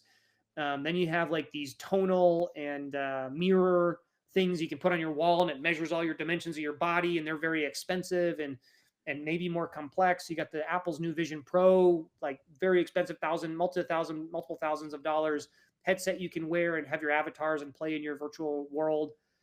You also have, not necessarily tech. It isn't all technology, but there is a data and a technology component to something like Fit to Function and adaptive fitness, because Jen is collecting all this data on you, or the other trainers are collecting all this data on you to evaluate how are you doing over time. And so you're paying for their time as a coach, and there's tools that they can use to track all that data, and that informs their coaching plan and their strategy of how they're going to take you to the next level. So not super complex because it's a person to person relationship, but there's a cost to Mhm. it. On the devices side, I didn't have to have bracing and all sorts of stuff. I know that stuff can be very expensive because there's a variety of technologies. I my only big device side is the CPAP and then BiPAP machine, and those do have costs. They're not super complex because now they have a cell chip in them, and your pulmonologist or your neurologist can code the parameters into it, and it syncs up and updates it, so you don't have to think about the pressure settings. But there are things you got to tweak, like humidity and adding your water in it, and the delay for the pressures to ramp up. So there are things you can tune and tweak that are a little bit of trial and error, and your doctor can't necessarily oversee and micromanage all those details because you need to make it comfortable and make it work for yourself. Um, and then all these apps, right? The blood sugar monitoring, the heart monitor. There's sensors. There's just software. So it's just data tracking versus hardware enabled. So these are other pieces. And then on the rehab tools, I'm sure David, you could talk about all sorts of tools. I had a very cheap, easy thing. Mhm. I had diplopia and nystagmus really bad, so I got a Brock string. It was like $6 on Amazon, and I could work on convergence to have my eyes and pupils converge to work on my vision to flex my eye muscles and retrain my brain to read and see things well as I was working through that. Then I know there's very expensive bracing and harnesses and stuff that you can have access to and use. And then the most expensive thing I got to play with in rehab on the OT side was the Dynavision, which I know is a tens of thousands of dollar piece of equipment, and it's very interactive and it's light up and it's color, and you're multitasking, dual tasking, stretching your brain muscles while you're trying to react and respond. And it was a great tool to get me ready to drive again, to make sure I can respond and react effectively. Yeah, I'm glad you brought that slide up because in a few weeks we actually are in post production on a great episode we did on bringing these neurotech tools crossing over and trying to lower the cost. And this is something that I've been intimately, if I could see sort of at the end of my career, uh, opening up the door for more of these technologies. Because stay tuned for that episode because it was really fascinating. We brought someone in who from neuro rehab recovery that is trying to bring the ability for these great rehab equipment and tools into the home. So I'll leave it at that for now. But it has been it's something that for as long as I've been going to conferences, um, and trying to do more for my patients, it's something that I want to see this part of the equation become more accessible. So stay tuned for more on that. I'll just leave that and share that with you when it's available. And by no means is this, comprehensive, right? I'm just trying to think about the different pieces, and a lot of what's sprinkled in Yeah, here is the stuff I use with a few of the competitors and other products, but there's tons more happening in all the different categories that I'm not necessarily by any means an expert. I'm just looking at what I touched, what I saw, yeah, and what I used along the way. So we know there's a lot of stuff out there. There's been a lot of evolution in simple things, simple games, simple things that relate to health and wellness. And then we see there's a lot of different products in the marketplace. But what I wanted to talk about is, what did I stitch together? What did I put together that I really found informative and valuable throughout my recovery journey? And here, this is getting more into the details of the data, right? And hmm um, in the first 12 months post stroke, I really focused on my Apple Watch and some of the simple Apple products, which have evolved substantially since the summer of 2023, for example, to here we are 2 years later. Um, and I'm actually still using a lot of this stuff too, which is also an important thing because it's part of yeah, my regular repertoire of every day I wake up, I take my blood pressure, I use my eye health app to record my blood pressure, and I want to track all those vitals to keep up with this stuff because I think those are reassuring data points that align. And as I continue to calibrate my brain, am I feeling what I'm seeing in the data? And that's the missing piece that yeah, it's the doctors that are overseeing you in rehab, but who's doing that for you day in, day out when you're out of the hospital? It's up to you and your care team at home. So now I can have doctors where I go into an ED and they're like, "What's your blood pressure?" I'm like, they'll measure it and they'll get a live 1 point measurement, but I can say, "Look at all this information. I have months of information that shows that's white coat syndrome. I'm just stressed because I panicked and I'm freaking out, or I had a super salty dinner. We yeah, can we can compare." yeah. No, that's a really important point. Or I just came up a flight of stairs before you got- your your CNA took that blood pressure. So don't go by that 1 point like I have. Yeah. Or you could say, here we go. Do you want to really see what the true measure is? Pop open your app and you have you can show them what that trended for like in the last 6 months, year plus. Yeah. So And so simple stuff like simple data stuff. My normal resting heart rate was, below 60, high 50s um in 2022 before the strokes happened. And then there's this huge step change after COVID, but in August, right around the first week of August when my stroke happened. And I was in the high 50s resting heart rate and then I went up to the high 60s. yeah, right And there. that was the average over time. And so then it stayed up there. And then it was, you can see here in the year 2023, it was really all that cardio, all of that walking, all of the activities I was doing was really trying to drive that down to help me heal. And this was a really easy way to see this Yeah. was life as it was. Incident happened, stroke happened. I was high. Now what can I do lifestyle wise to get me back to where I was? Um, Peloton has all the great metrics in Peloton. You can track how many days you ride. You can integrate your Apple Watch and probably other Fitbit or Garmin devices in there to measure your heart rate and see what your heart rate zones are throughout the ride. So I use that certainly to track how many minutes of ride am I getting? Am I getting a good mixture of walking versus higher intensity cardio, where I'm really cranking and getting higher zone levels? Because I'm not running, so walking is going to keep me, at 100 beats per minute walking heart rate. Well, I got to get the heart rate up. And so Peloton, once I started using it, I was getting up to 140, 150, 160. And I started seeing, well, I shouldn't go above 150. I get really lightheaded. hmm And so I started to see in those higher zones, but that was probably also stressing my system, normalizing my system, improving circulation, which also is also a known thing for reducing the recurrence of an ischemic stroke. If you're getting good blood circulation, if you have some Yeah. cholesterol issues, that's a healthy thing to do anyway. And I can see it coincide well with my resting heart rate coming down as I was increasing cardio. I was tracking my weight. I started doing this in January. So for the past 2.5 years, I've been tracking calories. I still do it to this day. What's the food I'm eating? Now I'm more focused on the mixture of nutrition. Before it was calorie counting Hmm. and portion control, and don't eat till you're full, but eat till you're satiated, and figure out the mixture of carbs, proteins, fats, fibers to mix the satiation right, and time the meals with activity, as well as with, I would eat at 7:30, 8 o'clock, and then go to bed at 9 or 10. Well, then I got a full stomach and I eat a heavier, my carb or my calorie count would be 1,000 calories at dinner, where I'd have 1,000 calories between 8 a.m. and 8 p.m. And then I have 1,000 calories at 8 p.m. and then go to bed at Yeah. 10. That Yeah. mixture and that timing, this was the starting point to start to track that and then figure out, oh, I feel better when I eat salmon, or I feel better when I eat shrimp. Yeah. It's a much leaner, lighter meal. The body can metabolize that quicker. Um, Yeah. so I started working through those nutritional aspects, just calories first, but then getting into, now over the Yeah. past 2 years, Yeah, focusing on. that's perfect. The timing and front loading your calories, and instead of end loading, like you said, 1,000 calories after midday or even into the last third of the day is probably not the best thing right prior to sleep. So, it's having that insight is really important. And all of it's kind of related, right? My heart rate is an indication, it's a vital. Peloton is a tool to help me drive my activity levels, manage my cardiovascular strength and health.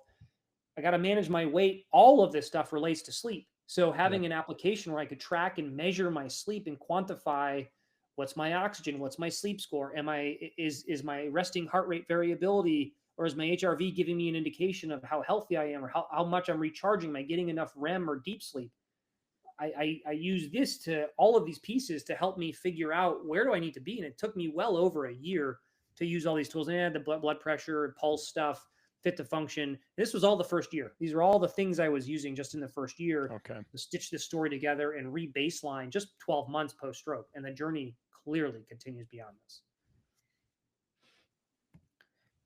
Since the first 12 months, I started adding more. MyAir is the tool that lets me evaluate my sleep apnea. So, how many apnea events am I experiencing per hour per night? And so, the gold standard is, on CPAP or BiPAP, you want to be below 5 apnea or hypopnea events. AHI, it's your apnea hypopnea index. You want to be below 5 events per hour where you stop breathing or have a shallow breath. And so I started to track these details and see what my trends are over time, and see, am I increasing, decreasing? Is the machine working? Am I getting a mixture of reduction in events as well as good saturation in my blood? So that I have good oxygen blood saturation, and I'm getting good oxygenation so that my brain is fueled. And so that was one part. Here, this is just one snapshot of Aura, but Aura, like I had mentioned earlier, was pretty significant and game changing because a lot of things come together. But I was, you can see the glucose measurement. There's activity, there's stress further down. There's all sorts of features in Aura that really, since I started using it 6 months ago, have been helping me game change and optimize that mass balance equation of inputs, outputs, nutritional content, stress management, sleep. It rates your sleep. I use all of these aspects in Aura regularly, daily, to help me get information right. Hmm. On the EKG, I did the cardio thing, so I have some measurements here. Just an example. I only used it for a couple months because I ended up wearing a Holter monitor. We debunked that I don't have AFib. I'm too young for that. I don't have arrhythmias that are problematic. But it was a tool that's $100 to buy the device or whatever it Right. was, and it was It was way cheaper than going to the emergency department. So having a Hmm. tool to alleviate the panic and the anxiety was what I wanted to highlight there. That I used it for a little bit of time, wanted to understand my heart health, and then the cardiologist overseeing with the Holter monitor and things has been helpful, saying, okay, we're not as worried about that. Let's focus on cholesterol. You're good to go going forward. Yeah, and just an aside to that, or a value add, and I'd have a couple of clients that actually use the premium feature on that, because in today's day of trying to find a cardiologist or to get data insights, you can, it's I think it's, like you said, it's under $100 to own, but then there's a subscription model on that will dive into different arrhythmias, and you could actually get on a telemedicine call if you wanted to have real time analysis of that. So yeah, it's within reach. So continue. Yeah. And I used a couple of the freebies just to test, just to make sure I'm not crazy. And part of this, I went overboard on the blood sugar, as I mentioned earlier. I was so focused on lean everything down, low carb, low sugar, treat me like a diabetic. I made myself go into hypoglycemia regularly. because I went so lean. I was increasing my activity levels, cardio, biking, walking, while I was leaning down my main energy source of sugars and carbs. Yeah. And so I started having all of these shivering events, which were correlated with low blood sugar. And I thought it was much more severe and a much bigger issue. And so I was tracking, maybe my heart was failing. I wasn't getting good circulation. And it wasn't until our neurologist told me, oftentimes you'll feel really crappy with low blood sugar, but when it's high, you don't really feel it as much.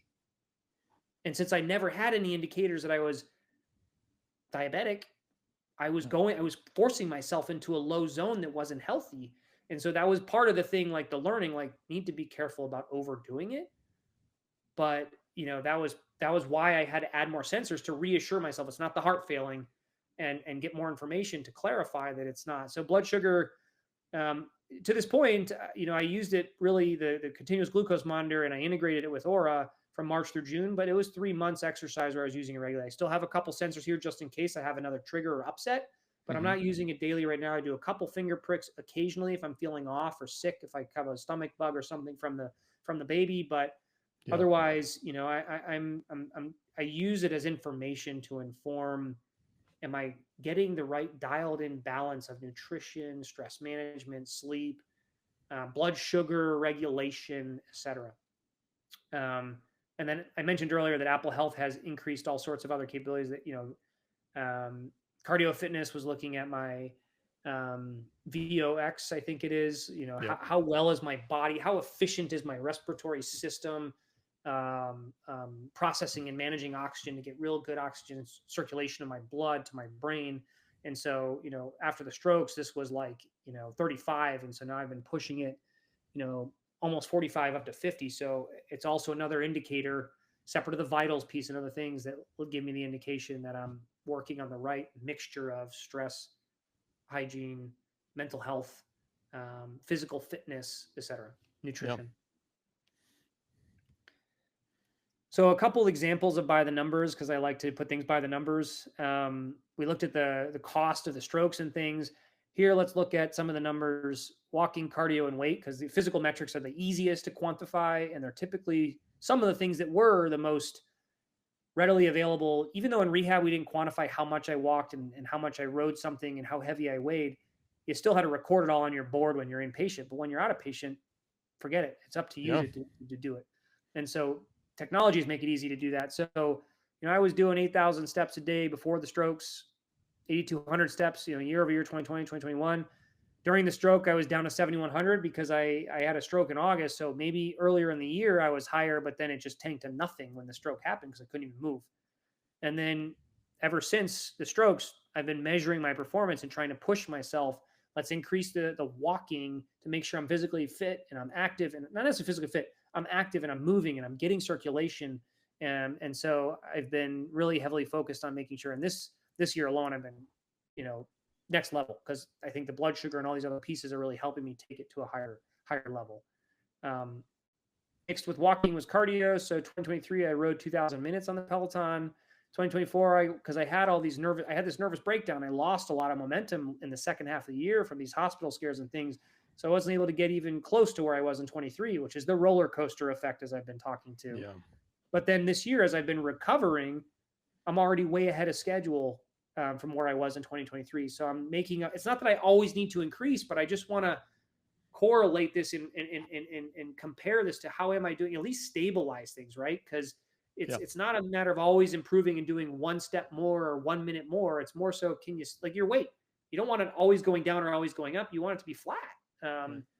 And so that's kind of what I was doing there. And then on the weight side, these pieces play into it.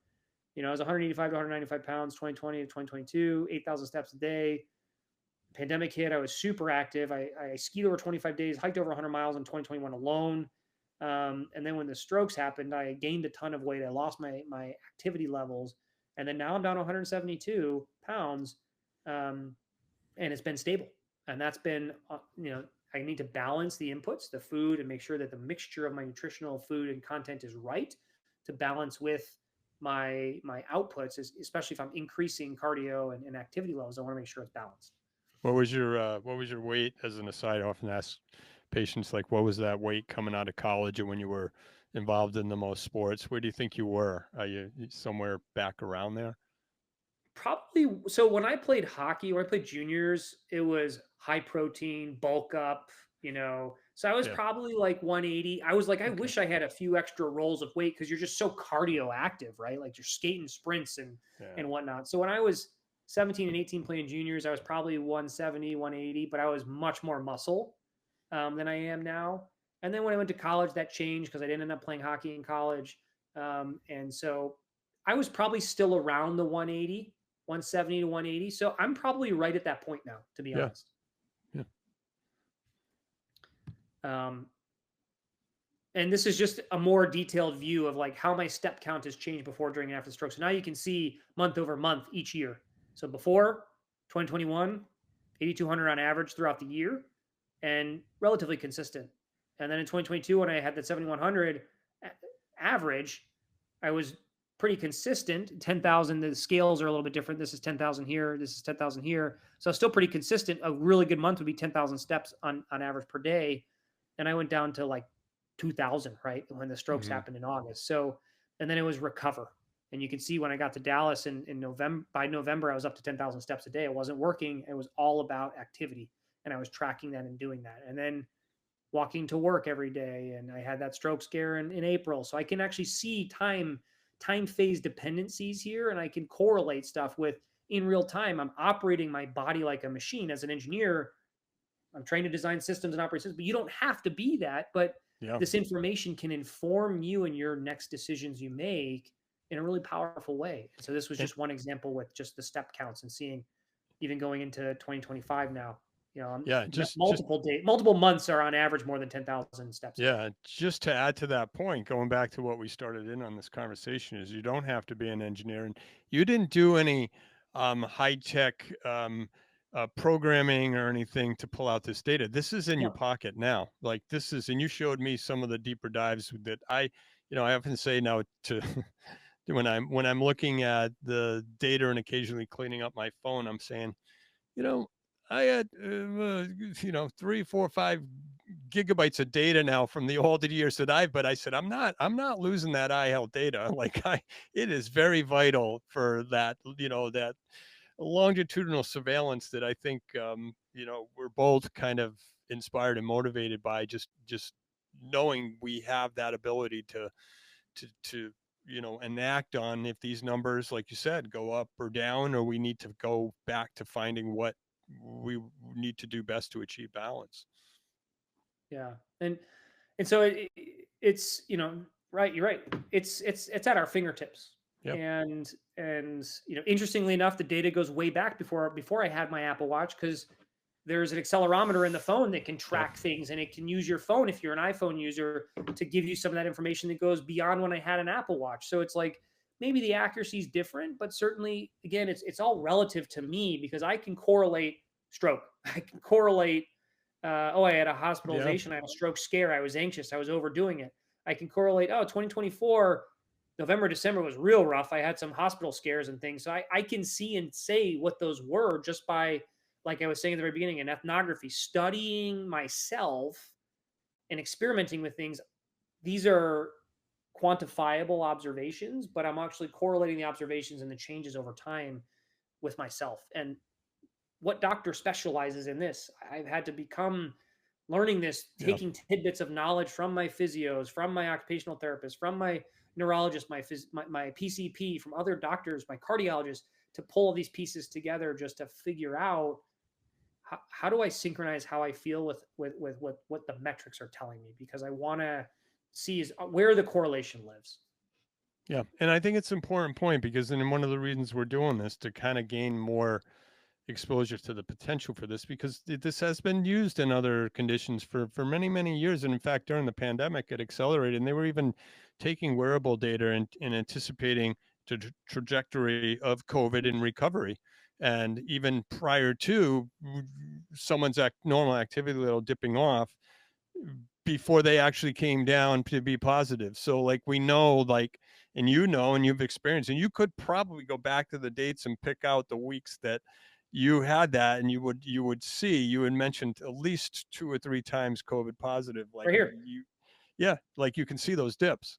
I was I was in Dallas March, April, and May, and my step counts were increasing with the baby being 3, 4, and 5 months. Oof, got COVID, crushed Yep, down to there you go. 5,000 less, almost 5,000 steps a day. And then, that was mid June. July, I tried to step it up a little bit, got up into the mountains, was planning the wedding and all that stuff. Boom, crushed, stroke. Yep, there you Like, go. Yeah, you can tell like those stories. data I doesn't know the lie. timeline intimately, but you can see it very easily. Hmm. Totally.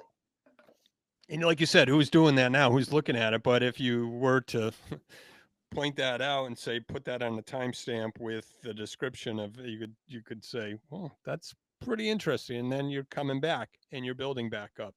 So, and then what happened there? You see another drop, and you could probably fill in the gap in that story and say, well, this is what happened. Interesting. You picked up on that. So this is, yeah, it's, I think that the potential, and I think you're doing a great job explaining and showing the case for the potential for where data can fill in some of these highs and lows, or the recovery gaps that we all experience, that oftentimes, like you said at the beginning, the 10% of users who probably don't need to be going to this extreme, or the percentage, I forget the exact slide, but like 80% of users who really need this aren't really using it yet. And I think Yeah. stroke is a big population that could benefit from having these data insights. And the thing I always thought about, like the wearables and this simple stuff, was like the elite athletes are the ones historically that really get that very expensive, labor intensive coaching, right? Yeah. You wear I think of Rocky and Ivan Drago and all the machines and the running and the punching strength. Like that's the extreme case. And maybe that's what it was. And now there's more devices, and professional footballers wear the heart monitors around their chest, and you watch Peloton instructors, they're wearing special sensors and things. So there are people that certainly specialize it, but it's not necessarily the everyday population. Right. And in this case, someone that has a major medical event, I just was finding it very fascinating just to drill down and see this, because every peak and valley I could say what happened when and where. Maybe it's my mind. I'm lucky that cognitively I can be able to still remember these things, but it also just has been so informative in real time to use this information to help me Yeah. get better. And you can see here for 4 months in a row, and I'm increasing. I'm more than 10,000 steps a day on average ever since I started controlling blood sugar. Had a mental breakdown, a nervous breakdown. These 4 months were rough. And Bad. then Yeah. I've been working through a number of things to get myself in a state where, and I want to stay here or climb, and I want to stabilize and feel good and have it be consistent and continuous, and stay in that optimum thriving context for as long as I possibly can. Well said. By the numbers, I wanted to switch gears from the physical stuff and focus on nutrition, because that was a huge outcome from this work. So let's go back to the nutrition piece. In the Rally app that I've been using to track and count my carbs, I look at calories. I look at now protein versus carbs versus my weight. And then I got into some blood sugar stuff. So my calories, my daily goal was 2,000 calories a day. That's kind of like this, I think, the standard guidance. And what's the Mhm. mixture of it? Well, in 23, the data was hard to extract in this case. I didn't have to write code to do anything. I don't write code, but I had to manually go extract the information. So maybe it wasn't the best app, but I was taking on average 2,150 calories per day for the first 3 months of 2023. Then the first 6 months of 2024, I was doing about 2,000 calories. So I was counting calories. I was trying to optimize calories, not necessarily the micro or the macronutrients of the carbs, the proteins, the fats, etc. And then actually, interestingly, the first half of this year, I've actually increased my daily average even more, because I'm increasing my activity levels, and I Yeah. need to mix that right. I need to have the right mixture of carbs and protein so that I have enough fuel source for the chemical engineering and mass balance input output piece is right. Um, on the carb side, we can see 2023, I was doing 250 grams of carbs per day. 2024, I was doing 241. And then first half of this year, dropped it way down, 208. So I've been driving down carbs, and in turn with that, I've probably increased fats. I didn't put the numbers here. Mhm. And then my protein was consistent, 94 grams on average per day in 23 and 24. And then I've stepped it up pretty significantly this year to help give me an extra bit of source. And I find that proteins don't affect my blood sugar as much as carbs or sugars Mhm. or fats do. And so proteins mixed with fiber have been really helpful for me to maintain blood sugar so I don't get the peaks and valleys while I'm increasing my, and protein helps build strength, right? So I'm building Yep. strength so it's not as hard on my muscles or my body to repair and recover with lactic acid buildup and all sorts of things in my body. So that's been really helpful for me to focus on a little bit more than just a calorie, right? A binary, is this number good or bad kind of thing. Yeah. On the weight side, I can compare nutrition with my weight. So I've lost 22 pounds in 23. Calorie counting worked. I was also increasing activity levels significantly. So it's not just the food inputs. 2024, I lost another 12 pounds. And so far this year, I've lost a couple more pounds. And I think we're at that point of stabilization. And really now it's maintaining as we're increasing and tweaking things and dialing things in rather than having big step changes to get me to a place that's a good place to be. Blood sugar, I just want to show a little bit of the data. March is when I started doing March, and then back in May, I was doing some finger sticks. So I was pricking my finger, trying to figure out my average was on the order of 96 milligrams per deciliter. I had some ranges of really low, almost hypoglycemic, up to 140 milligrams per deciliter is the non-diabetic max you want to be. Mhm. You're gonna always have peaks. Your insulin's gonna crank out of your pancreas for non-diabetics, but it was really trying to keep it between 70 and 140 is the goal for a non-diabetic. And so, yeah, I had some cases where I undershot and overshot. And so that was just all I wanted to show there. And then in May, it was a very tight range. But 56 is pretty low. That's Yeah. hypoglycemia. And I've been pushing myself in a low place as I've been driving down the carbs, as we showed here. I'm not necessarily, and I'm increasing activity levels. I've overdone it. I need to balance those and make sure I'm Yeah. doing things right. Too big of a difference in inputs and outputs at that point, right? Too big of a Totally. gap. Yeah. And so these numbers are just showing from Dexcom, from Stello, from actually when I had the continuous glucose monitor. March my range was 65 to 150, April 70 to 150 almost, May 60 to 165, and then June 80 to 160. So I want to stabilize and keep it in a better range and a tighter range, and that's I don't need to wear the monitor anymore. I learned from this experience, and Right. it's more so one idea is like, why not stick one of these in an arm for someone after stroke and see what it's happening while they're in the highest stressed environment, inpatient, while they're being observed with their foods and their physical fitness, with the PT and the physio doing their things and the OTs and the speech. That could be a great environment to be putting these on people. And maybe it would turn into something interesting if insurance or Yeah. someone paid for it. You know, Try it, collect that information, know your body, learn your body, as you Right. say, know your number. Where are you at? Here's just a couple snapshots of what it looks like. And this is kind of the toot to Aura that their integrations offer so much more information. This was how I was tracking food, my diet and nutrition. So this is just a very simple, crude app. Here's my total number of carbs and protein and fat. Here's what I did breakfast, lunch, when I log those meals and the ingredients and the foods that I'm consuming.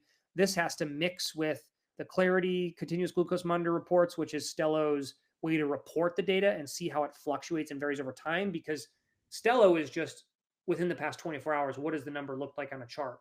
Hmm. Clarity gives you the statistical analysis to show you what's the average, the variance in some of the additional statistics that give you an information on, are you fluctuating, are you stable, where are you at. Aura to me really allowed me to help manage the stress, the sleep, the activity, and the diet all together in one command center. And when you were asking me about how do you overlay and compare, well, I can see the point measurement on May 31st at 98 milligrams per deciliter, good number. But then I was going up over time with the glucose monitor because so after dinner, I had something for dinner. And then it spiked, and then oversleep, my metabolism kicked in, and it comes down. And then the next day, you can see these are all those superimposed events. So fire means activity, the little variation of stress. So I can see what's happening to my blood sugar when I'm stressed because Aura's picking up my heart rate variability, Maybe my heart's increased because I'm having, a response because someone upset me, or I'm running around doing something, and then the little activity icon is from when I'm exercising, because I can record in Peloton or in my Yeah. Apple Watch when I'm walking. You can see all this and compare it all. Just a quick question there, Laura, because I'm not familiar with Aura. Like, wear the Apple Watch all the time. So when I designate that I'm going out for a walk or a run or starting an interval workout, I have to kick it into that mode. How does it? How does Aura pick up on those points? So Aura, there's two ways. You can integrate your Apple Watch and your Apple Health data to connect to Aura. So that's Oh, one wow. way. If you're labeling your exercise in your watch, Yeah. that will also sync up with Aura. So that's one piece. Okay. And then separately, if you don't have that, Aura is still collecting your resting heart rate. It's collecting all of this measurement all the time on you. And so when you start walking, like Apple will say, "Are you exercising right now?" If you forget Right. to log it, Aura does the same thing. After the fact, you can then label this period I was walking, this period I was riding the bike, this period I did housework and I was vacuuming and running around. Okay. You can do all that too using Aura directly. Perfect. So this was just really kind of pulling it all together. And over the past 6 months, what I've been really learning is managing stress, diet, sleep, and the activity levels, so that we're well controlled and contained, so that it's a good balancing act between all the pieces. And that's kind of really the big takeaway for me here is like overall health is so much more than diet and activity. You got to Hmm. balance nutrition, your macronutrient compositions. You got to have your activities managed and maintain your stress, your sleep hygiene. And nutrition and activity are kind of the big things, but it's also important to manage stress and sleep. And these are big things that I've been learning that go back to where I was left after the first 12 months, or even after the first 3 months when I discharged. I was overweight. I had high cholesterol. I had poor sleep hygiene. I had low activity levels. I had low energy levels. I was really fatigued, and I was super anxious and stressed and on edge. And this is reminding me that I need to, I need to focus on those things. And this is kind of where I leave it to some extent, not quite, but where does clinical care really overlap with this trial and error methodology? I had to do a lot of experimentation to figure stuff out in those four categories. Hmm. And there are clinical recommendations that don't necessarily always overlap with what I found to be a good solution. And I'm not contesting and challenging the doctors, they just get tidbits of information. We have the power to collect so much more. When they're spending 7 minutes on average with a patient, it's not their fault. The insurance is restricting and containing them so that they can't necessarily give us all this time to look at the data with me, but I can consume that data to try and inform. As an example, overweight and high cholesterol. I gained 25 pounds, had a high resting heart rate, trouble breathing, borderline high cholesterol, lose weight, diet, take medication. Well, I got lots of iPhone apps. I started counting calories. I wanted to do portion control. I wanted to monitor exercise, increase cardio on the Peloton, increase high intensity workouts with Fit to Function, monitor my HRV, monitor my blood pressure, and take some medication. I even tried to go, I lost so much weight, I went off medication, but it wasn't quite enough to control my cholesterol. So I had to go back on. That's okay. But Hmm.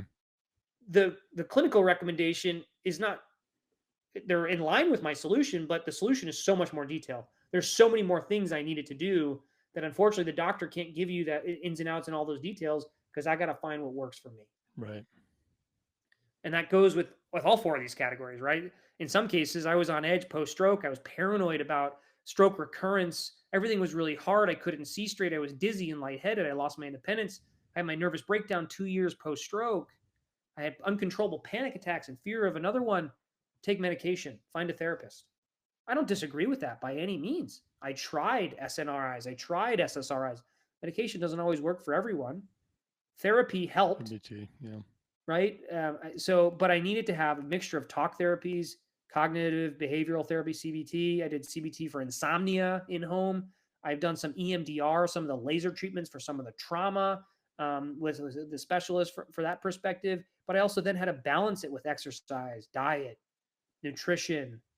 Exercise is a natural therapeutic, in my opinion. Anyway, you get outside, you breathe the fresh air. I had another stroke survivor say, "Put your hands in the dirt." I don't disagree with that at all. Just it's Absolutely. grounding, right? It's grounding, just Yep. touching dirt. Uh, I say that all the time. When's the last time you took your shoes off and stepped in the grass in the backyard? It's so basic, but looked at the sunrise or sunset while doing that, right? That's so funny you say that, because I was out to dinner the other night with my wife. We had a little date night and we made some new friends. And like, what do you do for fun? And I'm like, I'm almost 40 and I sit on the back porch and I watch the sunset after I put my kid to sleep. It's so calming. I come down from a day and I get to relax. I sit with my wife. We read a little bit. We talk. It's like amazing. Same thing. I I have a house that sits with eastern exposure in my backyard. That's where you'll find me in the morning, and western exposure on my front porch as the sun sets. So there's a big thing about circadian rhythms and things in the pillars of sleep, and what you talked about today with stress being a big focus. That's one thing that is not high tech, that we just have to make that choice to go out and cut away, maybe put the phone away and do just that. And I knew we were meant to be even better friends, because you talk about east west facing. I've said to my wife on multiple accounts, whatever place we live in next, we got to have a westward facing master bedroom so that I can get natural sunlight as the sun is going down, because that calms me down and brings me down after the chaos of the days, to help me Absolutely. go to bed on the right circadian rhythm with the way the world is spinning. Yeah. It's amazing. Yeah. Simple, but it's not high tech. Right.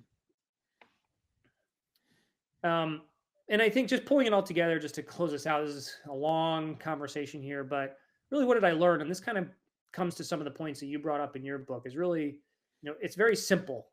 Mindset matters. Technology is an ally, can be an ally, and personalized support is critical. And there's so many other learnings that are baked into this along the Yeah. way, but this is the way you wrote it down, as you've heard, and we've become friends over the years.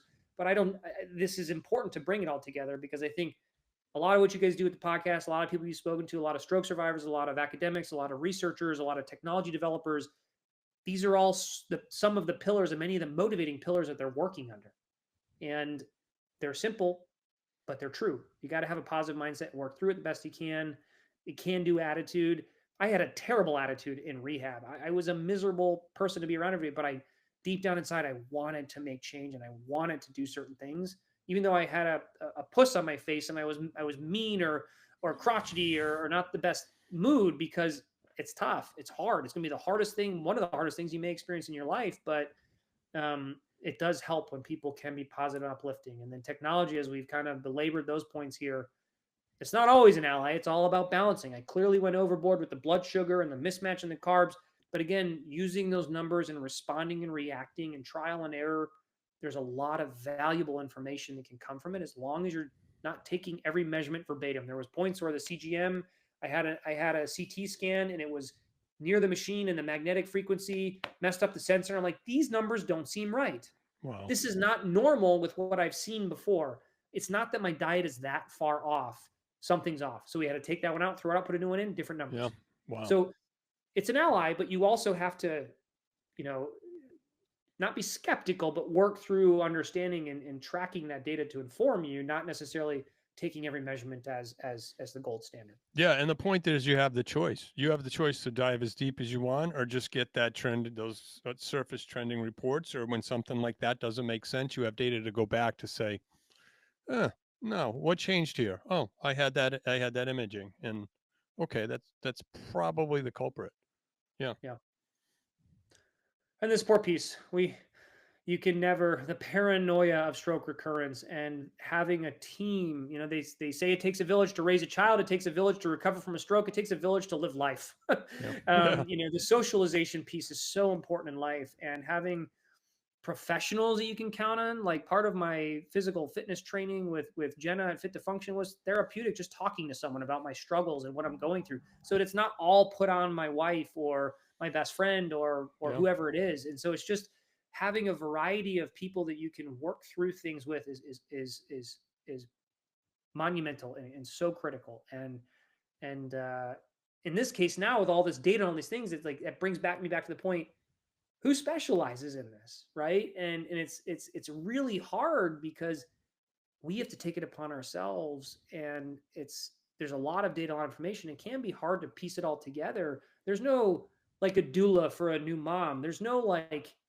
neurologist. Our neurologist goes way above and beyond, right? There are Yeah. people that take that quarterbacking role, but that's a gap, right? Like, and neurologists don't have time. They don't get compensated for that. Some have their own micro practice or their ability to offer concierge service. You got to pay a premium for that. But those are valuable sessions if you can get access to that expertise to help guide you. But it still isn't in the weeds of the details, because day in, day out, looking at my activity trends, I know where the things happen. I've got to make those informed decisions.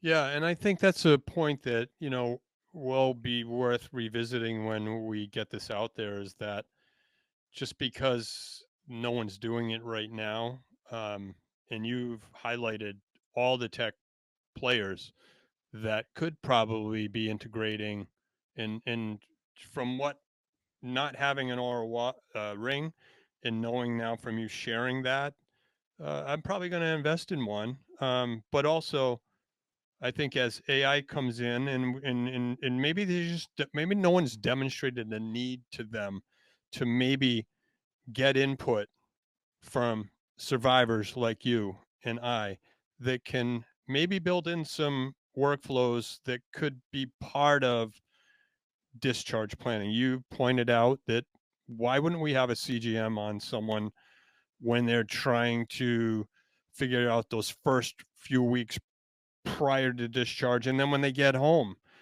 are they feeling those numbers stable? They going in the right way? And what happens when they get home? And is it what's happening with their sleep and all the other in real life, right, when that kicks in? And I just feel like that you've learned these lessons. You're still a learning lab. You're not going to stop reporting and sharing your data. You have that choice to share it. We're doing this today to maybe ignite a spark for, whether it be another survivor, another caregiver, innovators in this area that might not have even considered recovery after stroke as needing these. And we're there was it, there was just recently that we're both going to be involved in a tracking study out of the University of Vermont, or you're going to learn more Yep. about it. I'm in the process of enrolling. And the point that really stuck out before I made the call to get more information about this study is, it was pointed out to me that in 2025, no formal study has been done with the Apple Watch in stroke recovery and gait recovery. And that's one of the things they're looking in this feasibility trial, is to validate that against other GPS and other sensors that are on the market or soon to come on the market. But um, it's something that I've been talking about. I've done two keynotes, in my one back in 2015, where I talk about the potential for tech and tools at a Southern New England Rehab Conference in terms of shaping stroke recovery. And then one during the pandemic was more of a farmer base, but as a PT's perspective on the potential for motivating and managing recovery with tech enabled tools. So I'm going to keep talking about it. I keep going back to something you shared, Rory, during your original podcast with us, when you left us with three recovery tips, and I'm putting them in the book when I showcase your story, and this as added content. The great breakdown that you did today, as you said, number one, and tell me if I'm wrong. uh, Recovery doesn't stop at discharge, was one I remember you mentioned. Two, mental health is critical at each phase of recovery. And three, embrace the technicalities of the process. Learn about the how and the why of each phase in recovery. And that's kind of what data enables you to be able to do. You can look back, and you can't often heard the statement said that you can't connect the dots moving forward, but you can look back at your data, you can look back at lessons learned, and you can move forward and make different choices. Totally. You hit the nail on the head. I don't have anything else to say. That's the mic drop right there. I mean, it's not changed. That's how I felt a little over a year ago when we filmed this. It's even more real now, right? I'm just trying to live by that, because the process is so challenging. I understand there's a lot of cost restrictions. So integrating these technologies in rehab and in the facilities, putting a CPAP machine is going to be, a $2,000 piece of equipment. It's going to cost 10,000 to the insurer because of all the markups and all the middlemen.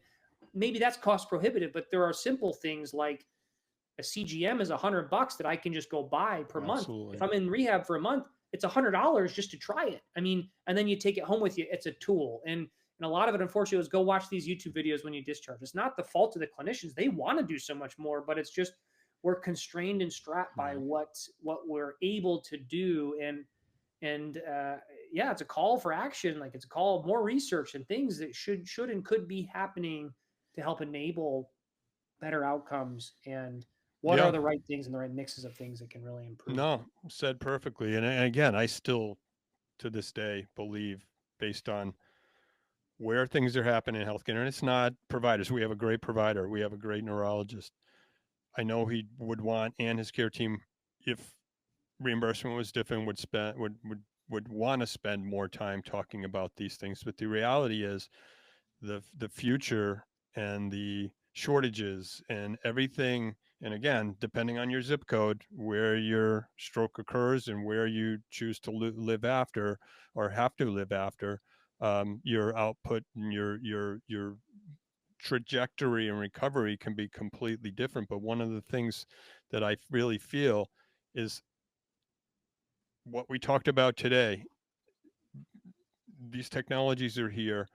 I think this is going to help shape recovery and the potential for recovery and connecting into the home. And even with the technology, something you point out, the community and the mental health, and you and I talking about this and sharing, and maybe someone reaching out and hearing this. And you we've said both this from the get-go, is we're both open to talking to individuals that might be in a phase when we're not playing doctor by any mean. What we're doing is just saying this worked for me and this is why.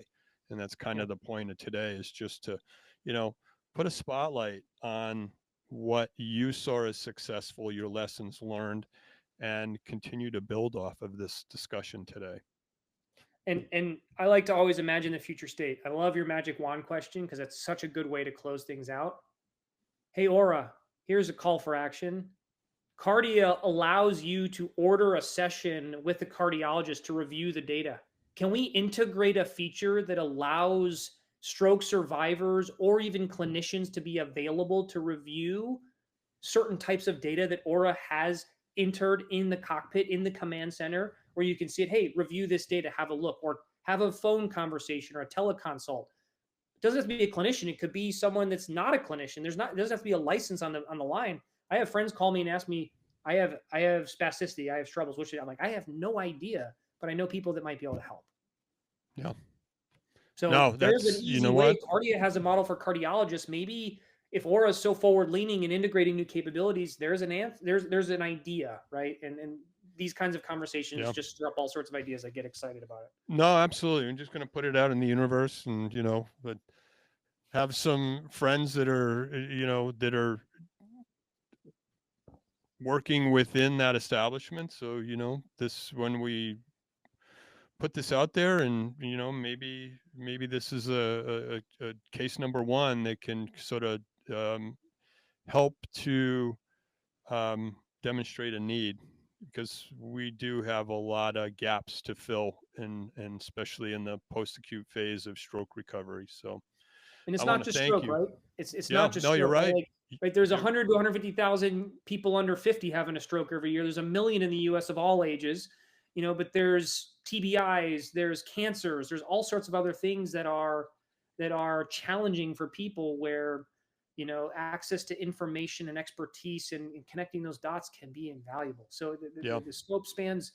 I care about stroke. You care about stroke. We all care. A lot of people care about stroke that aren't even in the thick of it, but there's also so many other facets that and other symptoms or illnesses or even injuries that are so relevant to this topic and these themes. yeah, absolutely.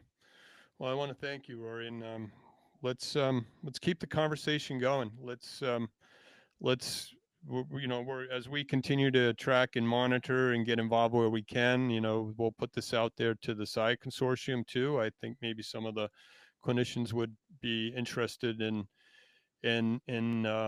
learning from this as well. And um, leave you with any final thoughts. We've been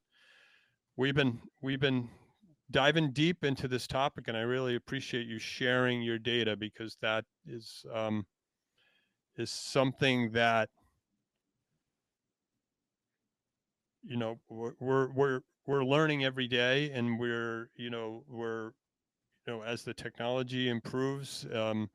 I think this will even get easier in terms of interpreting. But I think your point, if you had that magic wand again, which I think you hit the nail on the head, is we have these insights, we have this data, and maybe it's just a little help with interpreting or simplifying the workflow, and that sometimes comes from the lived experience of stroke survivors, so that they know what is important to you and I. So Totally. I appreciate it. It's always great talking through these ideas and this content with you as a clinician, but also as a stroke survivor, as also as a father, as also as a friend. It's just, it's very enjoyable to relate these topics, but also nerd out on the details and talk about all the trials and tribulations and struggles tied to it. yeah, Because it's real. It's all real. anytime you want, and it's it's the best medicine, right? If the only thing would get better than this, if you and I were weren't virtual, and we could go out for a walk or sit on that porch and watch the sunset and talk about exactly what we talked about today. So thank you, Two Rory. grumpier old men. Sign me up. I do have two rockers if you want to take control. I'll be there. All right.